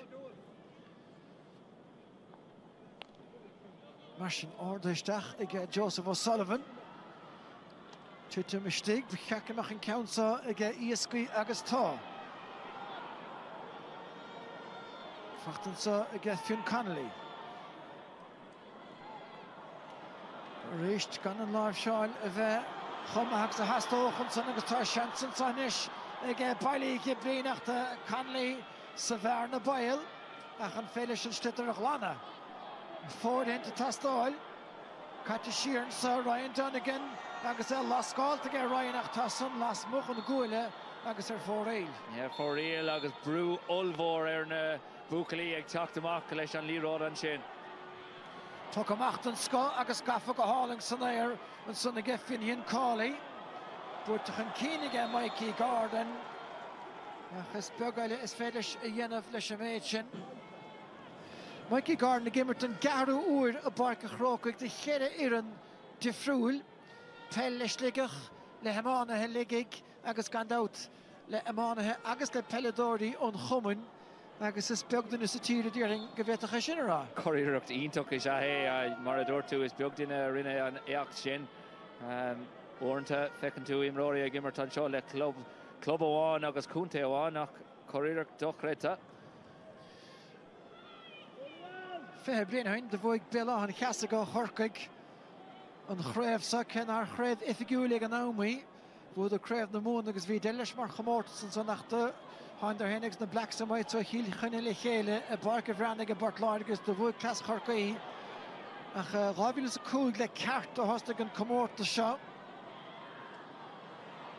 Agus chomórtas ionach is a héir deis ionach den na lads ó aon club chuna bheith gimmertí barca an Croke ar lá speisialta mar seo. Búirteige Carrick seach chumá ní rádahin. Yeah, Gavi is a seachta ag an isis agus mar a dúirt mé lá anna speisialta de Carrick seach ar an lád sin. Agus cá mar cúpla lá ag céúir iníag sin chumá. Cá bhuiirtean is déanam a cleadálann sa barca Croke ag bhfuil feic in Easkey. Tá áir únspraide éigean na tastáilú ag Gavin Connolly an suniste go lá an éana gachtáin. Fersa dogan tristan a bhanamha ó hána seach an parca. Céiltige agus fachtan suniste ón rúm a gáin. Gafa trastan na parca. Nis an vantáistan sa gin do sí agus Mikey Gordon. Chiad chudéantige sellh búirte. Catty Sheeran sa Joe McHugh ach begáin beag colatach an son á bhla trú nó ceatar timppla agus plist fachtas an 8 ag McHugh cheappas hénig Barry Coffey sásta mátá. Tá sé sásta le sin agus taspáin sé an tríd agus an spreadatá ag Ballygiblin inis níor bhá an dáchín as a céile a chailúnt agus i de réir cosúlaachta níl seanstá leid inis. Tá siad lán le fuinmh tá an ráta ibre an ard agus tá siad ag obair go handín ar fad. Joseph O'Sullivan a hamáint san trastan na parca. Rory McHugh bhadní sa hiúine sa tarna le bhí sé duchléite nach mór sa chéad le a chalóigh sa dearnta sin gandátá sé láranna ina go ríist aber bhaige Fionn Moylan a dírig a chorpa úsáid áir a heileiste gan lán chulaí James Weir agus neart má léirthe Michael Lewis san de chéil se fogsair ach de bhí neart sa gramúga. Rís fear mór láidir agus ní a bhéon spás ag Easkey chun brise amach agus féchan sin. Just bhí sé ag seaamh suas, níor ceap mé an dhearna sé aon rud a slí. Nadidir ben fear lápáci Cillian Roach beidir i gin an chaléiseach péine an a dhéile istig éana máilin in áit fiún. Nadidir son gur bert sa háiríad son. Council cymryd eistedd gydael ag Andy Kilcullen agus tá Brunton as fachtan son ag nes ile anna hir sir gyda John McHugh blocálach John trosternach an trosta ardhe go halianta isteach arste drastan ag Sár scór an sin ó sinne an Darician ó John McHugh agus passínta goach ó Andrew Kilcullen Coimer Jazz acor sálamach agus just har a gúlan agus har an trasnán. Ach méid sin ráite 8 pinte fós is scarú na bhórne. Beston. Fachtige. Stechan sa mar a bhfuil Cillian Roach agus a réist dacrachtaí ag nadidir ben fucht fós enú beidir tá an fear ábharlón be baistí nes Joseph O'Sullivan ina bháiste cartan san an áiríre Selina Lachúil cé gur tusaí Cahalamani a réist Tra hang of all agus Jimmy Gordon agus an tusaí Sheinta Shear a dal of Galia Cola. Rory McEwen is seach a réist buig na Cosantóirí in Counson. Tóg ag Coffey. Botún eile ag Lewis and Trusson. Nis góla anna as ag Andy Kilcullen chun a chéile córa go chordach a réist Smach Hurling and son ag Joseph O'Sullivan Estolium agus an John David an Park Tashit in an Nunsi Larnach Bound by the Sean O'Sullivan Achan Trussa Operani Asser Father Fionn Connolly. Yeah, out her father Fionn Connolly Tashi honest Lockferry agus Tashi on Tommy on a Hokalish. Finian Cawley Force during the pass na Enili Chéile Dianta Godasan son ag Joe McHugh Tom Morana Eleven son or Cawley Markeen. Dúirt amach John Tevlin ag siúd agus déanach go Pat Ryan beidir ag baile a féchant seo agus sim ag a spántais Markeen le tamlín an nuas. Agus fós clutcham an réitóir ag leabhart leis na himróirí agus caiith mé rá go bhfuil sé anna dearfach agus is cabhar sin don na himróirí chuna bheith ag éisteach leis an réitóir agus céin fá go raibh rudí ag tarlú. Nis Duggan, Trista Passagáil to Dara Flynn nach chatte. Dara Flynn, Cuan trí chéile, fiú Markeen cé gur chroig an verticon cool. Ach ben nafil a rion fáca chuig le sa cheapfa. Yeah, an team le sin nach nóir a bhíonn ag smuoine faoi sin beir go raibh Easkey ag díreú isteach ar na himróirí is mó agus ag éirig iad a cúnú síos agus nóir a bhíonn ag fechan ar an lámh eile Joseph O'Sullivan anna ag cáilach Shane Beston agus imróirí mar sin ag teach chun cín agus tarlíonn sé sin go háire sna cluichí ceannis. Well, onder de techtseach on da ver gunne tá captain Easkey ivre seachtiag Bernard Finney in ivre sédiag go er de glár maar nafelén goedbare Sevresika da loch ein den Major Jimmy Gordon ver kinne diana van son. Duggan. Iedrum goma na Cosach Rory McHugh a cléile agus tá sin aus mar over again McHugh. Agus Denny here.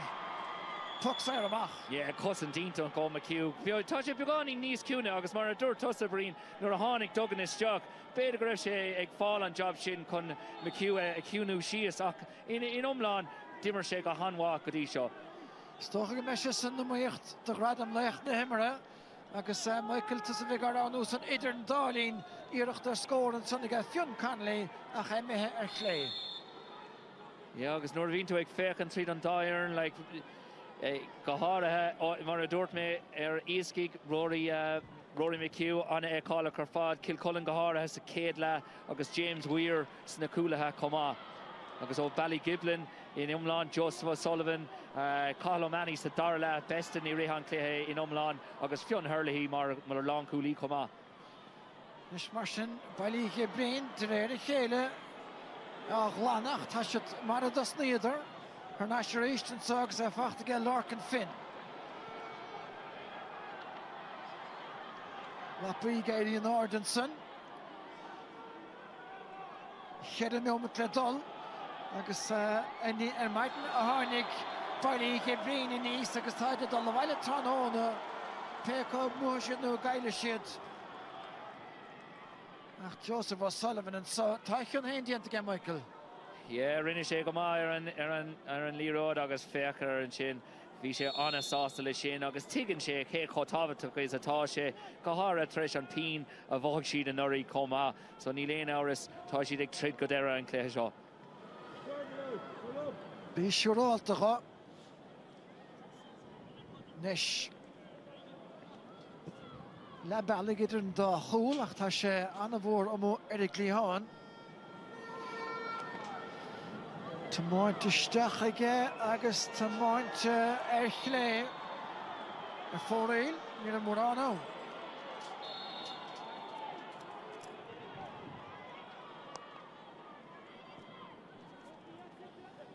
Tá go mach dírenson ar Joe McHugh ach Shane Beston. Séte chun Slitteranson aige duine sa honnada éana máilin.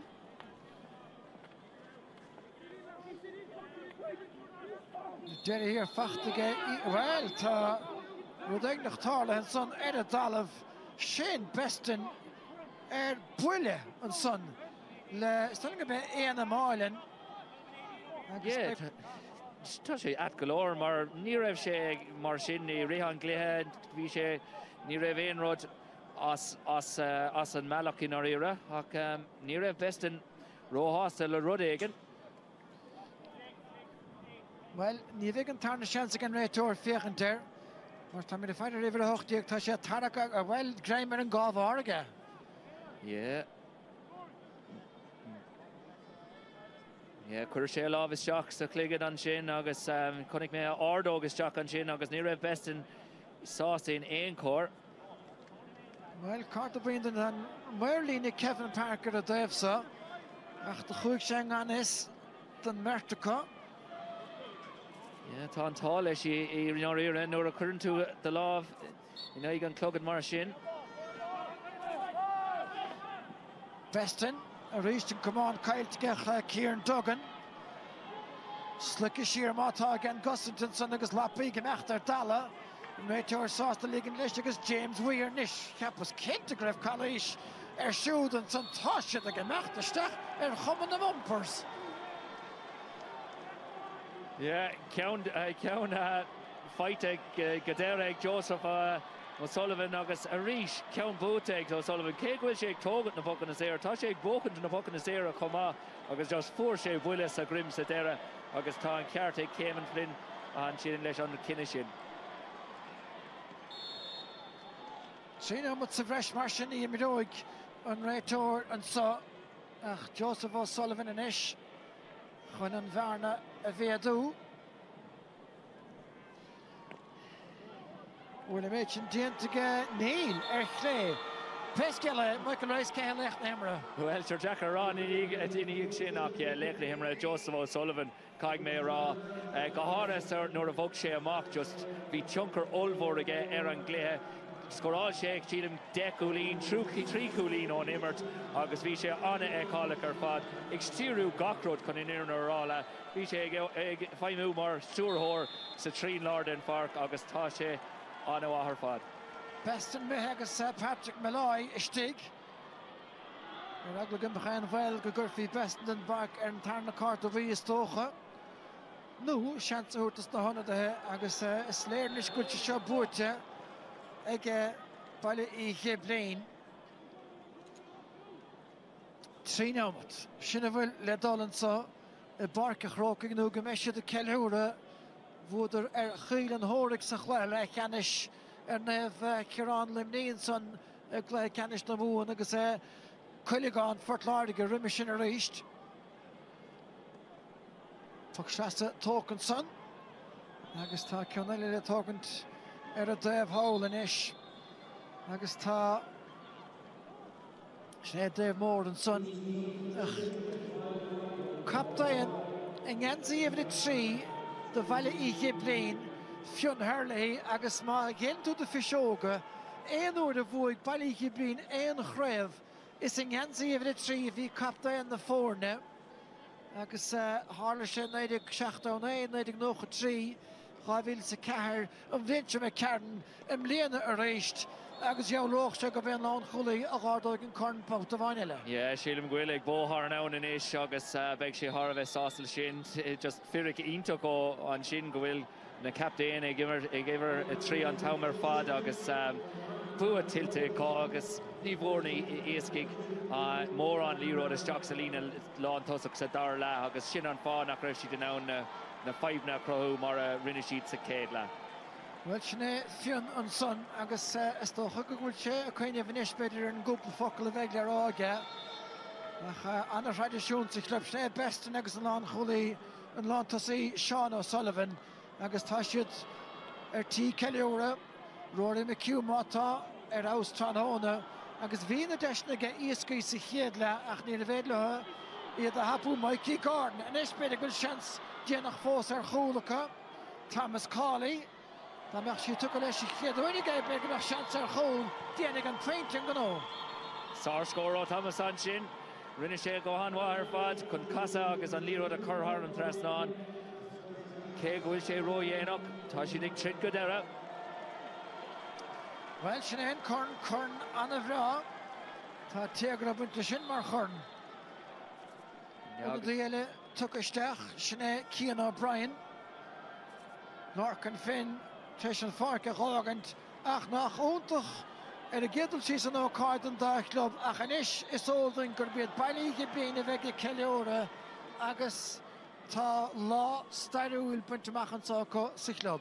Tá sé raus ar fad agus tá sé tilte cá leis an díama a bhaig siad an orí tá sé thbár bhfuil siad a ras a rééis agus buad tilte cá agus is das an rudé tá siad ochúlín ó seachúlín chun tosaigh agus is deas an rudé ag donna luch lanta agus donna lads ag teachtas teach I chuna bheith ag immertí barc an Croke. Se a Ballygiblin a bheith an gáir á rósta a nocht ní an ors na hebh son. Tá na trí cinn den neomatí hart. Tá Joseph O'Sullivan treis ceann a bháin eile a cheola thar se trasnáin. An banistóir ar daimhlín a Hennigsón an Dúán an tarna bliana có. Ní léon bhácán níos fearr ná sin. Tá is a gá go bhfuil an cluiche búta cá agus ní léon áras beag siad ag buin tanamhas an cúpla second fáca.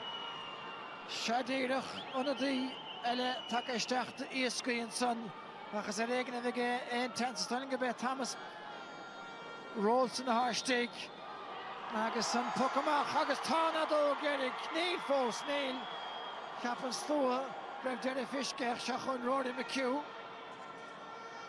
pertha amó ar Rory an son Dara Flynn ar chuine an Martín an méid sin agus se chun Bernard Feeney inis. Passan has a breach ar seoach an is tána dó geirig séte ag Céimean Flynn agus is iad Ballygiblin ó thuaisceart chorcaí taobh le bailmhistéile choirí ile éireann an rád na sóisiir an farmáfachtacha ar Easkey agus a tarna le in áiríre Michael Rice ní a bhnach iad. Ní léon áras agus túsínta go ag túsan cléir coolínta go Dara Flynn agus mar a deir fád tús má lad na hibre agus land siad ar aige ina dhéag sin. Bhí sé chorm galóir sa céad le ach ar an umlan sa dar le bhí sé tilte ag Ballygiblin bhí siad in ann na scór na hágant agus mar dúirt mé dhéana bhí tioncar olmhór ag Joseph O'Sullivan agus croigh sé na deisna I dó féin agus na himráirí timpeléir agus bua tilte aige ar có. Well, tá sé ráid go tá na bhangs le closan Salpark a Croke agus well, tháinig duine na Bertranash ná a bh chunaigh Shane Bestner chuine go Cala Mahoney agus dhéantar anna ifriocht Dara Flynn an tríú bána léon buirteach seód ach na héadí Thomas Cawley dhéanaidir go maith go háir sa chéad le ach ní a bhain tuirt ná an téagar ná an fuinebúta beidir ar deire hir agus fágan san ar fad a réist gona bíad Ballygiblin choirí sóisiir ile éireann an scór dénach a barc a Croke dhéanana sé díag ag Ballygiblin náid a heníag ag Easkey. Joseph O'Sullivan, 12 months ago almost, she came up the road here only to return back to Cork with their hearts broken, to have had a second chance and to finally win the All-Ireland. Put it into words for us. Oh, what a feeling. They should have never given us a second chance. On the crossroads! We're delighted. What a feeling. Like, you know, the heartbreak last year, it was such a good game and it just came down to a point at the end of freak sideline. So that hurt drove us on this year now and it stood to us and we're just over the moon. We see all the red and white up there following us. We see you all. We'll be back in the town tonight. Joseph, you got a dream start. One of the quickest goals we've ever seen in Croke Park, and it just seemed to sort of set the scene for the whole entire performance. It was just unreal. Like, Mark got on the ball and just broke through and gave it to Dara. What two other players would you want on it at the very start then? So it settled everyone down, just unbelievable.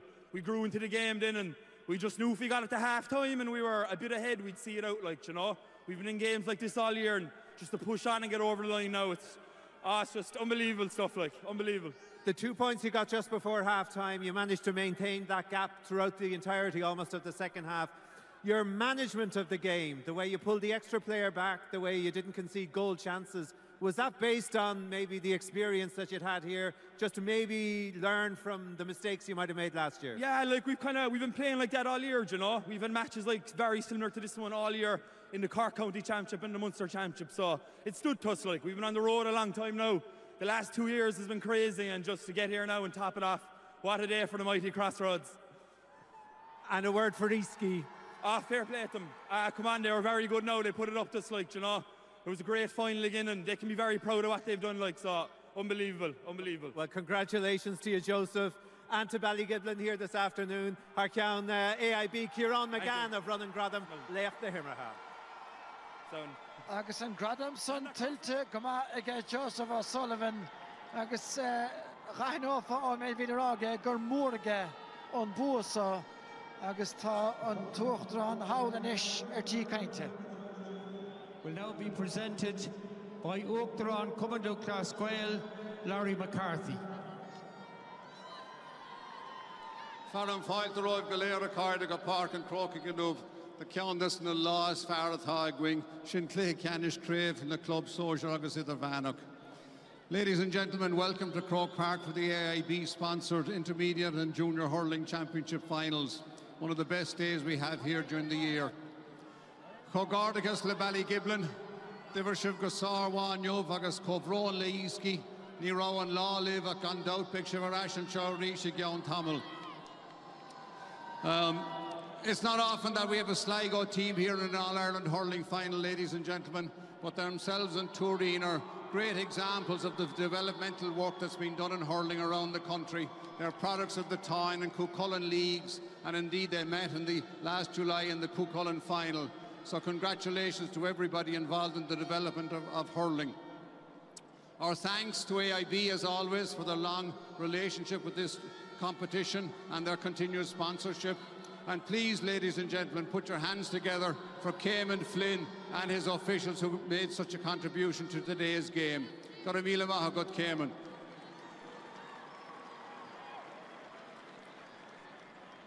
Cogardagus Arish, the Ballygiblin, All-Ireland champions, has a very nice ring about it, ladies and gentlemen. And it gives me great pleasure to present the All-Ireland Junior Hurling Trophy to Fionn Hurley, captain at Ballygiblin, Cogardagus. Agus Sneedson an Corn Hardach ag Fionn Hurley, captain Ballygiblin.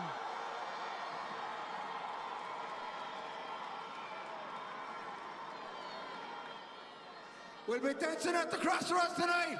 On the Crossroads. Our one honour is to be up here in Croke Park in front of this bunch of lads, bringing this cup home with us. Lads, it's been an unbelievable 2 years. I think there's 22 or 23 years, or games, to get to this moment. We've been every single challenge has been thrown at us, but lads, as a collective bunch, I'd say 45 to 50 us players, about the 4 or 5 in the management and the whole backroom committee. It's been an unbelievable effort, lads. So, well done, boys. Up the Crossroads. Look,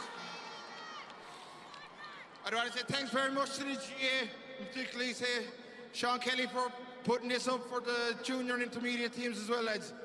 It's an incredible competition to give everyone access to Croke Park. It's like what everyone dreams of, but like it's just unbelievable to get here. So thanks very much. I'd like to say thanks very much to the referee and his linesmen and all that. Again, they let it flow hard and fair. It's brilliant to play in. So 3 cheers for the lads.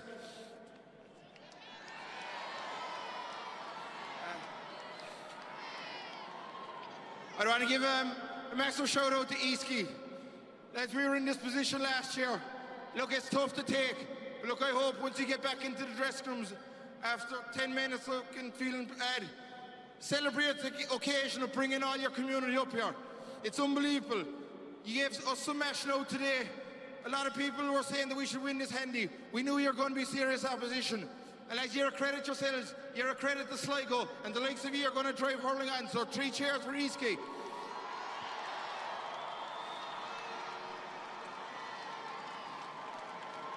Now to our own bunch.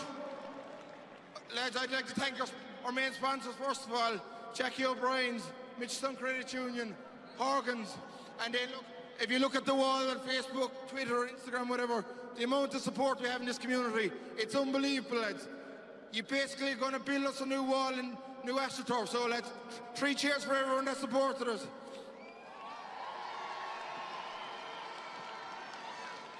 Yeah, I know. I try to give a special mention to those 2 lads that are missing here today, Aidan Dunnigan and Colin English. And then as well, a special shout out for Michael Brickwelch and Roisin for making the effort to come all the way back for this game. And look, finally, I'd like to huge congrats to our management, Ronan and Dave. Lads, the effort you put in is unbelievable.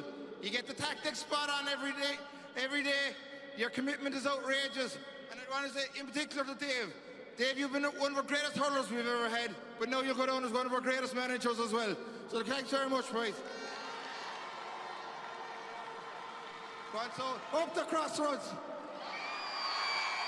Sha an corner the hege fin Hurling ní tá sé a chumport le microphone an live ige bhí siráilteach a son agus mar idir siad ag an crossbóthar nocht beg an gair áróst an son agus cais go buinte man Mark Keane an son a measc na léchar bhí trónacha leis an ónra a dhéonse sa chéad chúpla second an gluthe agus cíimiid sin tam siráilta craindína cho chabisteach a clutter a rásús fan bark Bhí cáirige taobh leis Dara Flynn agus bhín súd ramsach as a líontáin agus bhíidir ar a socracht a son amach. Dhéon le héadí Joe McHugh mátá iirechtaí agus Andy Kilcullen. Tris Tamalín daim siad na pointí cacolóireachta chud na nimime go deis na mú agus le héadí Joseph O'Sullivan na bog amach fan bark de bhíodaigh sé siúd far a spár Ballygiblin Shane Beston sa sa tarna le bhí sé aus dála chahalá mehannaí ach har engele Joseph O'Sullivan, Tanona, I chintig nábuach Michael Gordon agus Easkey on the chréivatsa, Cala Mahoney for se cháfeinte an sco ungli an haul. Agus bhí 8-9 de 20 les bora Colin sa Daniel McDermott den gléisio. Agus isiad, Ballygiblin chorcaí an séufin no chorcaig chun craibh sóisiir na héireann a bhuachtain agus O'Sullivan an son is den 10 de 20 be siúd an leach. Tan Bannister, let me haul. Pogadain, Shah, Dave Moore. Dave, you're a proud Ballygiblin man this afternoon. You've seen the heartbreak of last year. You've seen the ecstasy of today. Put it into words for us.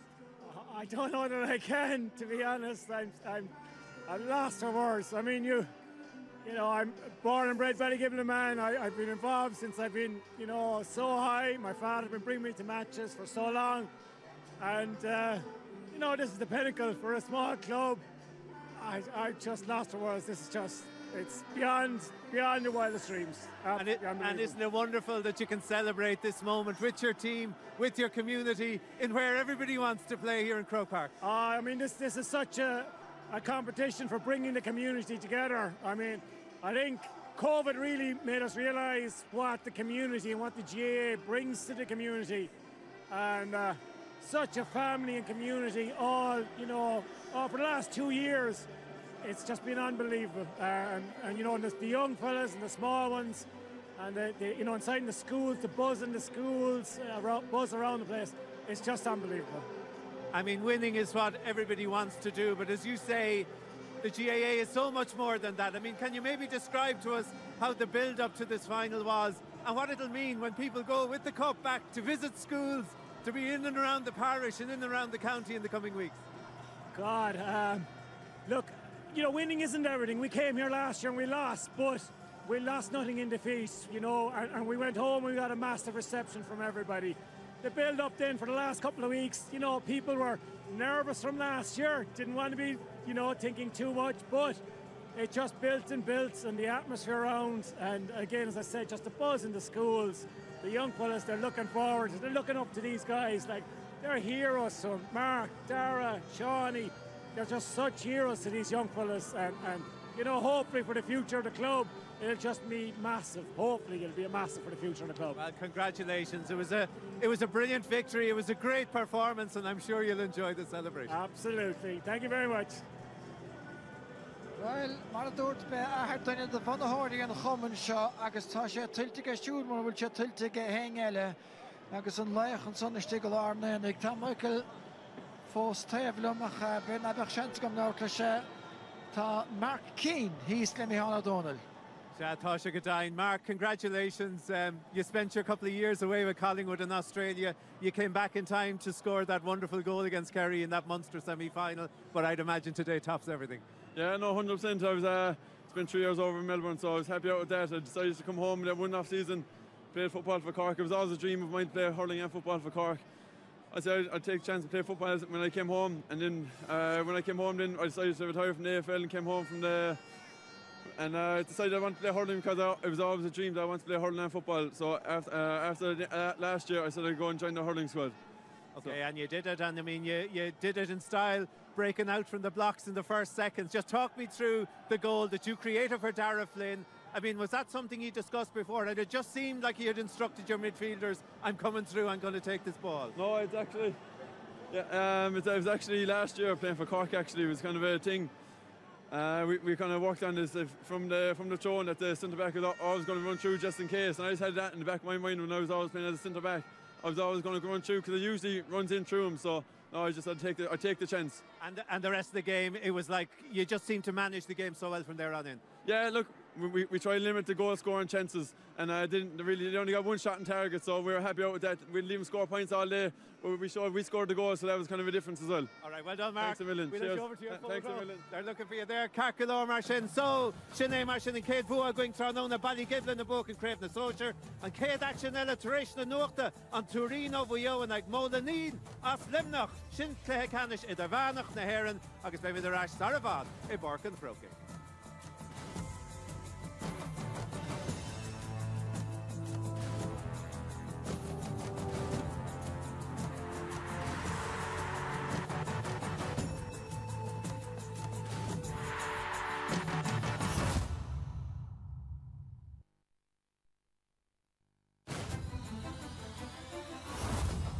Tá mi de Rasha Bork and Croke don Dara Clehe Tranona an Turin Lunaha in Irieshkut Vuyo the Barosta and Achavor and I Frasur she need Monaline at I Gahar Limni Club Haringian o Chanter the Harter Chanter Calan Troy o Han Vuelen August Bala Simo. So Shamar Veg Marshin Iglehe Canishamon and the Heron Idervanach gan Arisatown and Ish an Turin o Vuyo and like Monaline o Limnach agus and Clehe Erchi Tosnu. Sha cohordag is a reach le Ballygiblin a vui crave Socher na Heron begoni níos loha covrón le Easkey beg desha rístuka a machan so time kinta. And so the fechan de ragadín Dara Clehe Tranona tá Michael Rice tresh at Lee and of she's on Muska Trochter the level Lomhain agus le Tom Kenny. Michael Aaron Dara Clehe and so Tranona. Monaline Limnock, you know, so will me the Roger be drown the Katiantach to eat? Nuair a bhíonn tú ag fechan ar an gealgachadóirí tá siad roinn na coitianta agus beidir bhfuil sé tiltte có nuair a bhíonn tú ag fechan ar cúpla clé go dtí seo in aig Bray Emmets bu iontacha có in aig St George Just Stewart Bearfield sa clé lecanis na mún agus Ross Gray I Clare Canish Moon, August der Casulata, Tashi dig Fiausu, Lawn Yigle, so on Federlo, Taspontis, Maha, Horty, Bark and Croke, Murdur to Aaron Umlan, Nuravekan to Naladzas, Limni, Ibark and Croke, Tashi Comporta Galore. Acton, Turin and so August Tashi Lawn, the Hokus Gerfedalo, Dera Hurlish and Gertha Tom. Yeah, Kinta, look, August Casulash the Peladori Muyo, Tashi de Kanagak Sigan Buleg and Doris, Kaishi 3 Lacrave as Akela, so Tashi down in ish, big chance on ya, ta immert Anna Crue Gwina Monalin, ta chance hunto con Turin convocant. Calculor Marshin, the father wing to Sach the Himera, Shahuv the Forna, Egg Macdara, Macdonacha. Carma had to be looks down to 4 shows nor or than Easkey so again try. A brand of orange of shall we all ever hand dogs 3 car. We should give us the way we all Nicky records to me Hobbit fix the hand. Dan Bobby Douglas the goal and her Hushid father the Cliff Canish Christie ring. I thought a Lord Tahis Gomortus chin a Galore Imberella Hama. Ever though and Conor Henry for Rugo to Togo no run more Nagaliva. Achles Slinyamor Henry ni Etacha Achave Gimmer to Monitor the Lesson Turin. Lorna Porkett or Sean Kenny on Green Joe Carahol in his ficket as scored a shoot. The Shabrano the cut to Carl Freeman on Far Rip Marathon August a dollar rower the Shingamon couple in on a Rohala Carnock Tadoni scored a shoot. Kegul hours for Shane Boland for the Aklicht Tasha Tossidov captain of Forna do Carter scored again August on Delaney is going in a shot a shoot. Neil End Cools could just talk the Kerachliffe and Monalene, so he could on Wichelston, a Dold on Goldborough, Jimmy Powers, and Lena Lawn Colchin, and Dr. Simon Griffin, and Jimmy Porter, for Jimmer Liminori, Limney, as a main Covenant Carjo, Kodok Father, Little Canish the Heron. We lurk at 9 Erfaniel, Brescia, and Conde, Shincher, and the 3 Colin scored the usual, Tablish and Rahar, Ronan, could Koi Colin as Eshener, Erfaniel, Fuificha, and Conde. Lorna Porka, Lachlan McHale, Eshen, August Vertical, August Joseph Fitzgerald, Erfaniel, Fuificha, and Conde. As a gentleman could say, Marco Dwyer, Shannon Machine scorer, like a dog Caracha into scorer to the shoot, a Conyasul Hama, or Lena Long Toss of Donachadala, Henry Shejug, Ed Doyle, Henry, Alexander Lachuch Cosgrave, Henry 3, Bayer Turin, Sulyer, Honyal, or a shoot. Turin is against the Hagorba, Molin is against the Jaragog, or on the Veal.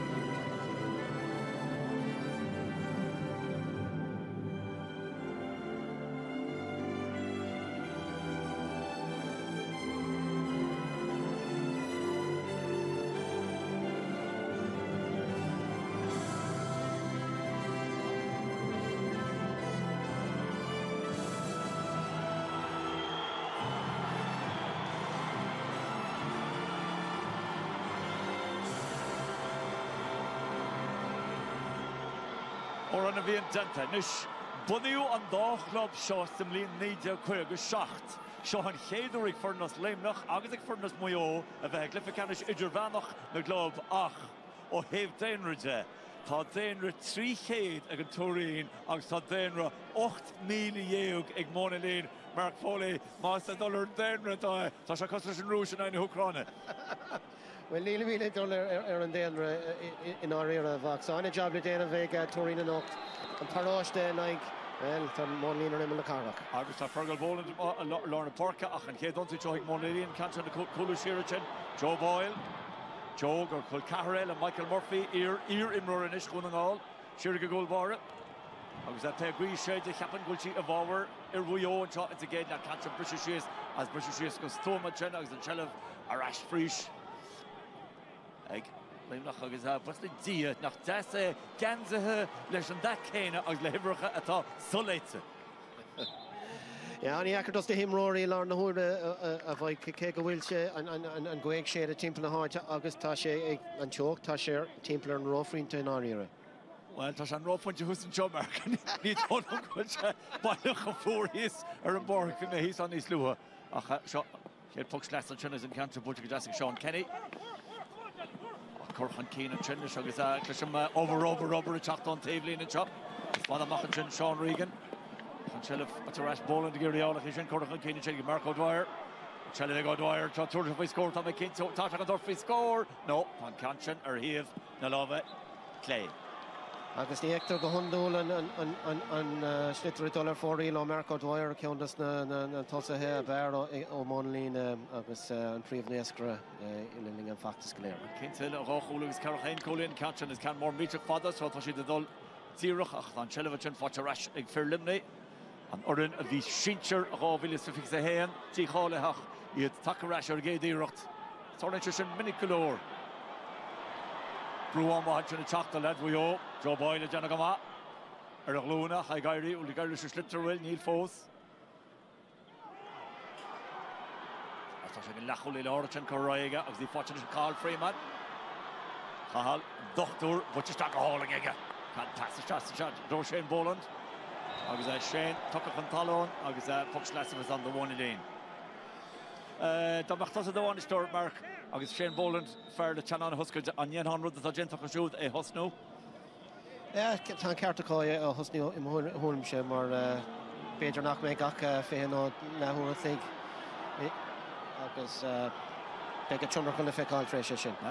Let agus tá an seilah an sin, well, bhí an lámh cin a Lord a Conal Cunning an réit towards interim. Agus sé rá, ribré, go meise is cinál le gire go mé ri into nimmert. Feic sé simúla na tactic an méid a chunig mar ó túín na déanaí tá sé go compórda chun an slittar ómpar agus beidir nar bhúil mórlín. Sean Kenny sé bútear ó bhaige sin mimach ar a taobhléine.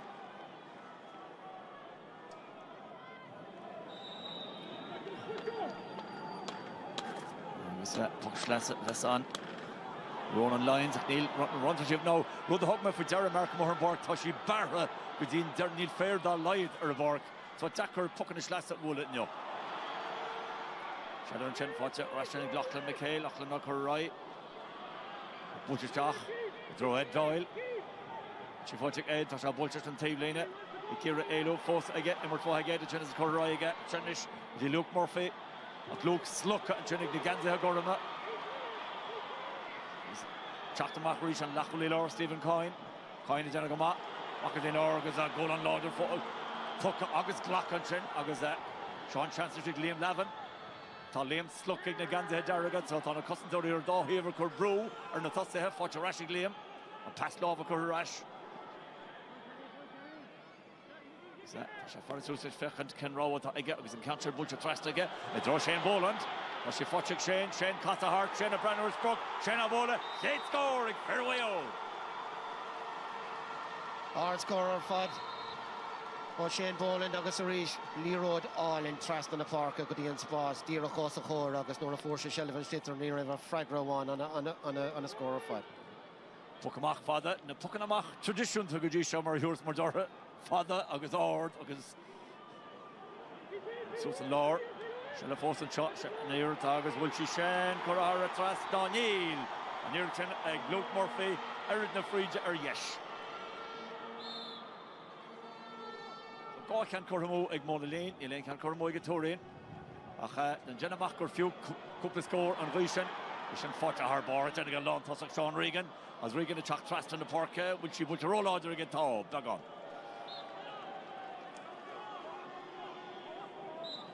Anna Graham ar fad ó Sean Regan on pucan amach agus a rís ag díú isteach sa spás agus Anna Graham. Leo Morrison chun ceanta bhla tá sí búlte isegil ní sí búlte ó bhaige. Sí fáte ag Leo rís ar dar iirecht an pass lábha chur aige. Chur isteach a deasan sin ag Doyle. Agus cosatáid deanta sin agus puck sleas a bheits an sin. Agus chuna puck sleas sin bhfuil Ed Doyle ré chuna ceanta bhla. Béidir ná dátas gan ága le Mark O'Dwyer. Cominic Mark Furrin a bhíonn tí cháilethe an chances fear bhíonn ar a géad íirecht dul rais suas agus sin atá gentig móna lín.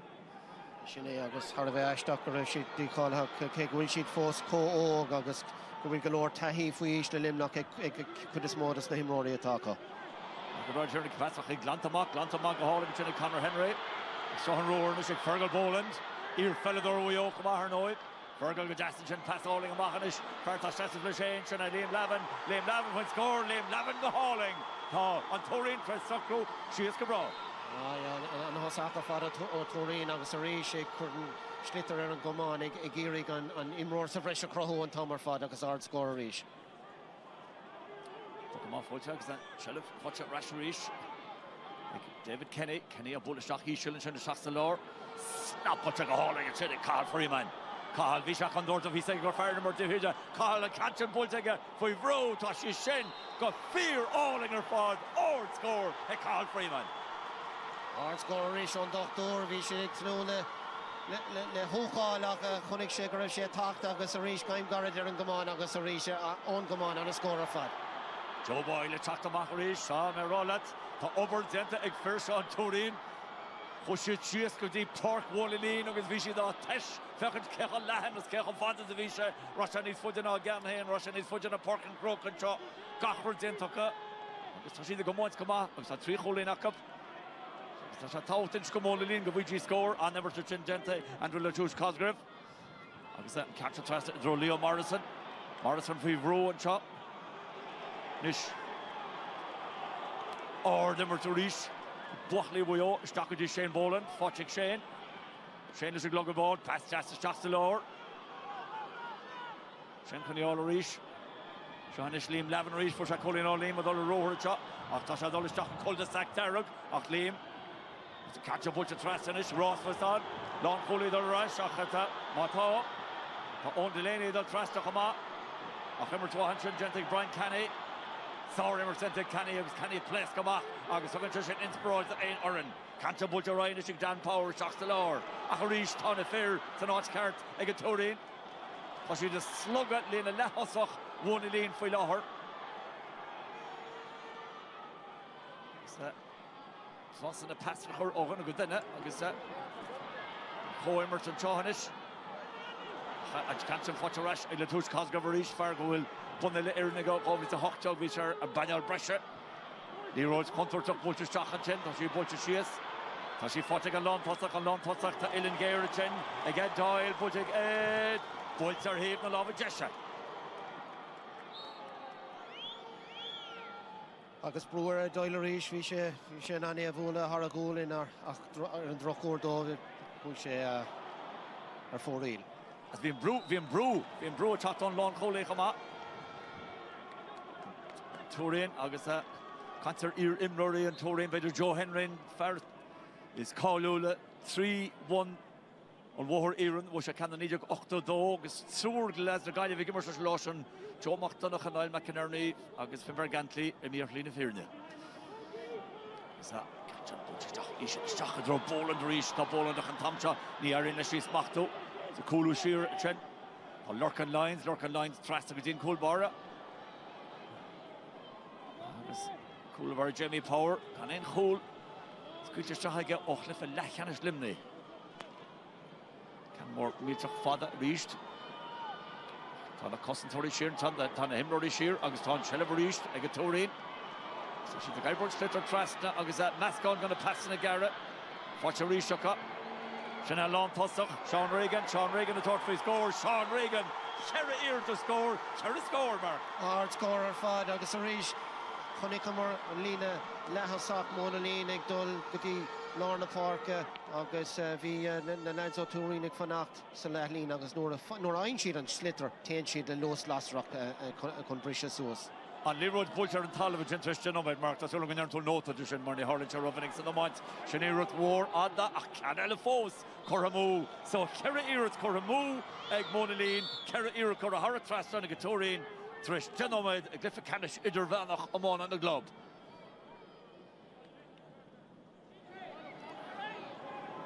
Is that well? Ray Larkin Hawks of a harvest sausage image of the Feka Gujisha, by Owen Brislan. By Owen Duncan Imnioch Capin, Shane Ray.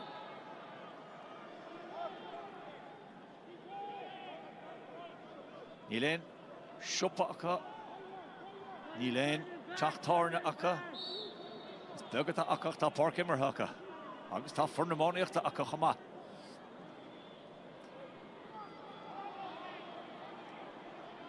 Nis Sean Regan, se buks lessa.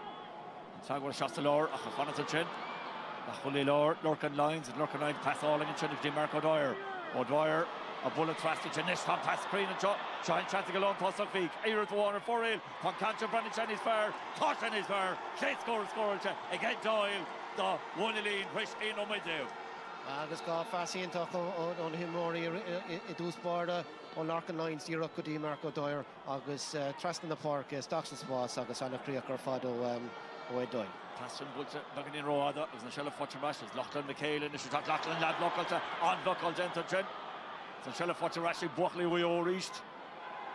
Sean Regan Orionish with Fergal Boland piece of jazz. Slashken Jessic Fergal and Chenach and Tom Chon D. Halwood Denta D. Halwood Denta as the hashtag well Fox here Stockton Murger took one Slitter Guntala. Well Ní Naya Cahar agus Cahar Nai Ní a Vina Galglachadori Raw Mark on Vlockaldishin Genta Eg Daniel Juan. Ní mar a hétar a vítar an Tomar Fadavach. Sne dúr hey.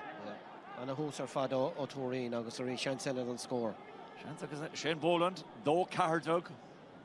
Good G shot.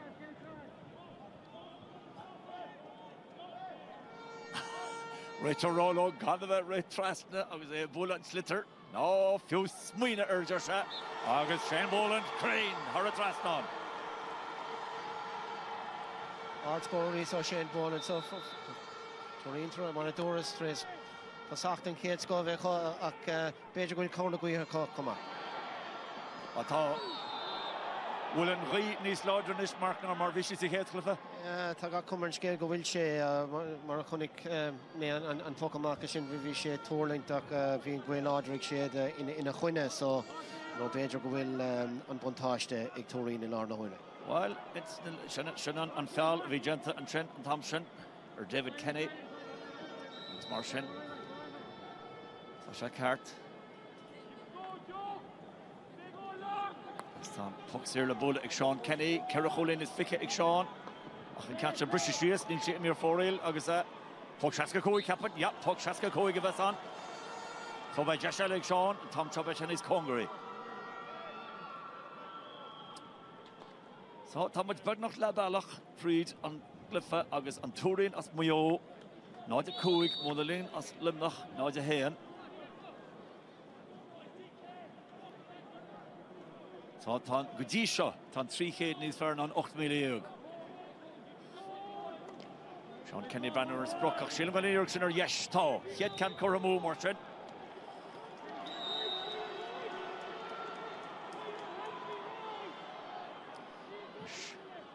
Jamie Power, Chancellor Can Gar. Ach wat Jamie Porter. For an of you or Vinnerson hopefully to Cardog. Hal should cliff canish na here in Michael Hunye. She puts it right, August and Shalom Matar, Dara Irut, watch a rush Daniel Juan, call take a shoot. Fjellsberg attack through Ricala or one lean and chop. Cantron Shear and Chinnish. G running lines of Bullish Jockey, should chuck the lower. And pass and Chinacha, then pass Quilta, Acha, Shengenta, Harbor, Chinnick, Luke Murphy. Such a footing Ed Doylerish. Ed Fibro, August T. Halliwood, Scott into Ed Doylechin. Hamer roll at the ton of quick shots, Moyo, pushing down Emmert, smacking a hauling at Sean Regan. Sean are going to roar it, Paul Lewis again, Tasha Branner is broke, Tasha Dorothy score, which I call Derrick and all. Well, score on Clesco, Sean Regan. Score on Cleo, Sean Regan and Chinny do spire Leroy Dard, and Yakari smack to walk. Direct Leshe, Yen of August Heshe, Shin Kurshan, and Slitter and Goman, August Fiakan Lewis, a hash bunch, August and Creek, a reach, and spot the dove. August a Shingaler, a chat on Z Halvo, Renashe the chop, and Rochelle. August that score, because even Vahara, I can throw a better goal cool at Hastel of one lane, conducting in Mission, a horse dove and chop. It's reached. Overwatching Lachlan McHale, a reached, a bunted it. He then threw and right toward the end of that. Ira Zimmer. She got to Mach. I was on Shella Fochik, Fergal Boland reached. Fergal, agus a Fergal turning his sheer, agus pucks there going over again. Go physical mark, and will Turin these large right now for one of Lean and Shaw. Beger and Rod Nis Tartin Ashin, go will sheet a bochen gach in a car in a talav.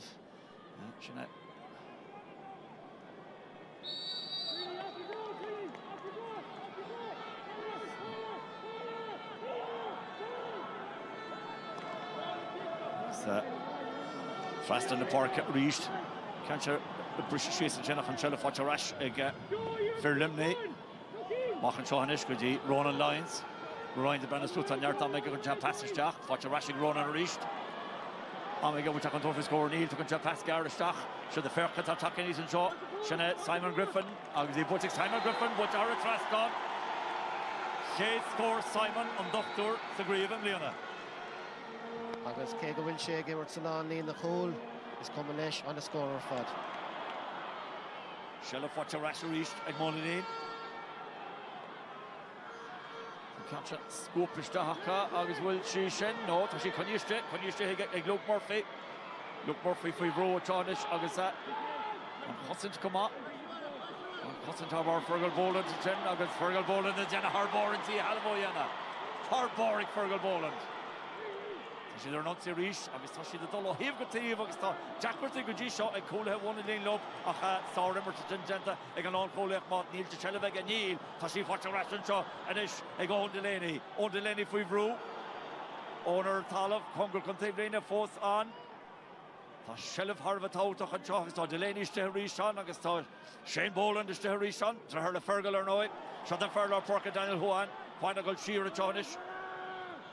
Smarty good load to Chin at Freeman. Vicious Shin on Skilby against Jenny Freeman. Achin Hoshach Golden Sack. Against Halsha Shelf. Burur Valach Barbie and Skill there. Fatcher Rasher reaching Fairlimney. Zereri Kayla Hookter and Coston. Zereri Kayla touching the foul so. I don't know what the foul so no one. So the Shane Boland. Boland doesn't pass here again. A shot chance in it. Everdoya Carl Freeman. No, ever Carl or even the love of Clay. Obviously. Nivek she'd launch us to the shin chance on Easkey fod agus a reach Harla shed of our D Halavu. For talking go hauling chin again to the touch Cosgrove. Tasha Brano so that fair goal Bun Hilaire and Shinchuriga Shannon fall. Scorer fod agus and a Kate piece of Shillave Forshe agus on a Gramor fod Sanair agus Khashe or Havelava yes agus on a Creacher fod. So, 3 Cholin to Atranish, agus well, can't put my Molyneux right on the sauce to the Shinmar, forward, the Himmerha, Gujisha, Egaturin, 3 Cholin is Bugga, a Glyphot Moniachta, Chelevakarish, a Tortfin score, and Shin, David Kenny, a Bullisha Colbar, Chatamak, Colbar, Jenagama, Jimmy Power, Udrasa, Saw Walchin, agus Butamahaga, the Gary Cheleva Canala Chentashi, Kunyushik, Karkalor, and Chelef Culture, Fatcher Rashaw, Daniel Huanish, to Army Daniel. Brando Source, Concha pass to the Shockney and then passes fire, which are even the hill.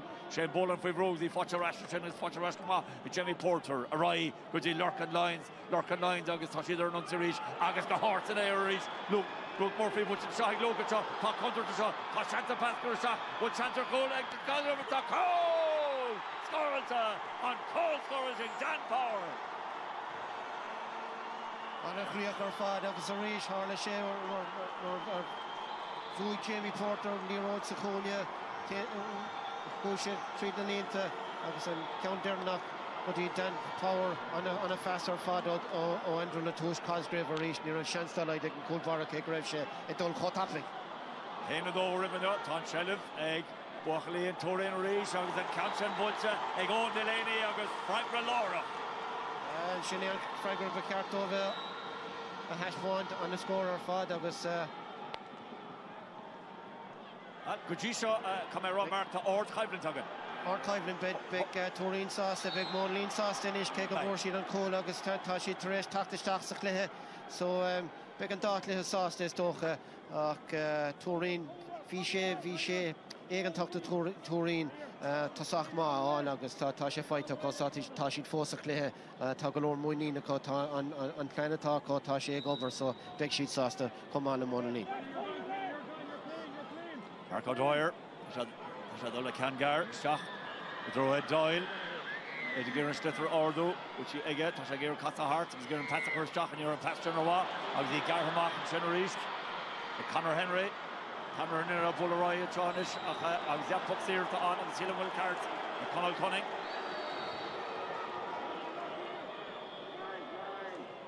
Butcher Stocker Skipper, to my roll, Neil Clochter for the Korean Amamu, the Puck of the Machna, the Puck of the Sierra, Mark Neil Amagan with the scream, and Cliff of Lanners are able to happen. Pasha Kotapic Sun, August Shinny on sort is Hurling Golera more look no Hamana, Tashi on a half a fad, August Tashi, Glenun the regulation play, so our job, Yen of Homalish and on Retor Homa.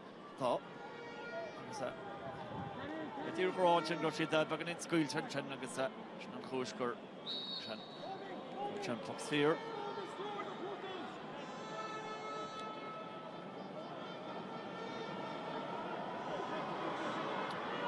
Ish Shokan Dakar, Neil Chacho, Vader Shachan Tablina, August Tosh and Ritter Roll, Jamie Porter Taryn Shear. Poland, Tashin, no, Hilma Grosha Hartraston.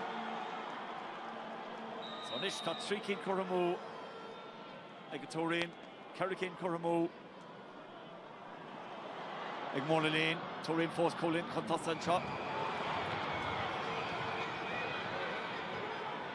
Sullivan Chop, Canchan Bulcha, Donahoe Dollar, or Haven Lava Clay. Donacana Hune, Godisha, 10 chance a Viage, Kashev, Ivadnis Fairlock, Neil and Slaughter, Dollarstock, Major go will Roddy Fiauso, the one Lane, August, will Ivadnis more, Shelleveg, Dollarstock, Coig no made Lady. And listen, me to shade and shot, Clorn, Clifford, Peen, Gahar the shade of one and chop. Ach, Tan Schlitter Dollar have the tables and Cliff on Tanjabach, Colin 1-0 at the race, but the 3 number the speaker and chop. Lorcan Lines, Austin Chen, the goalie Morris, Gwilin Chekan Morris, Shach, and what Tun Gentigan, Long Collier Clay, we fought a goal bar. Bobby Douglas, but the Mackenzie Fergal Boland, Fergal, Kagan, the Everhane, number to watch here. Top Cyril, look at Ohi again.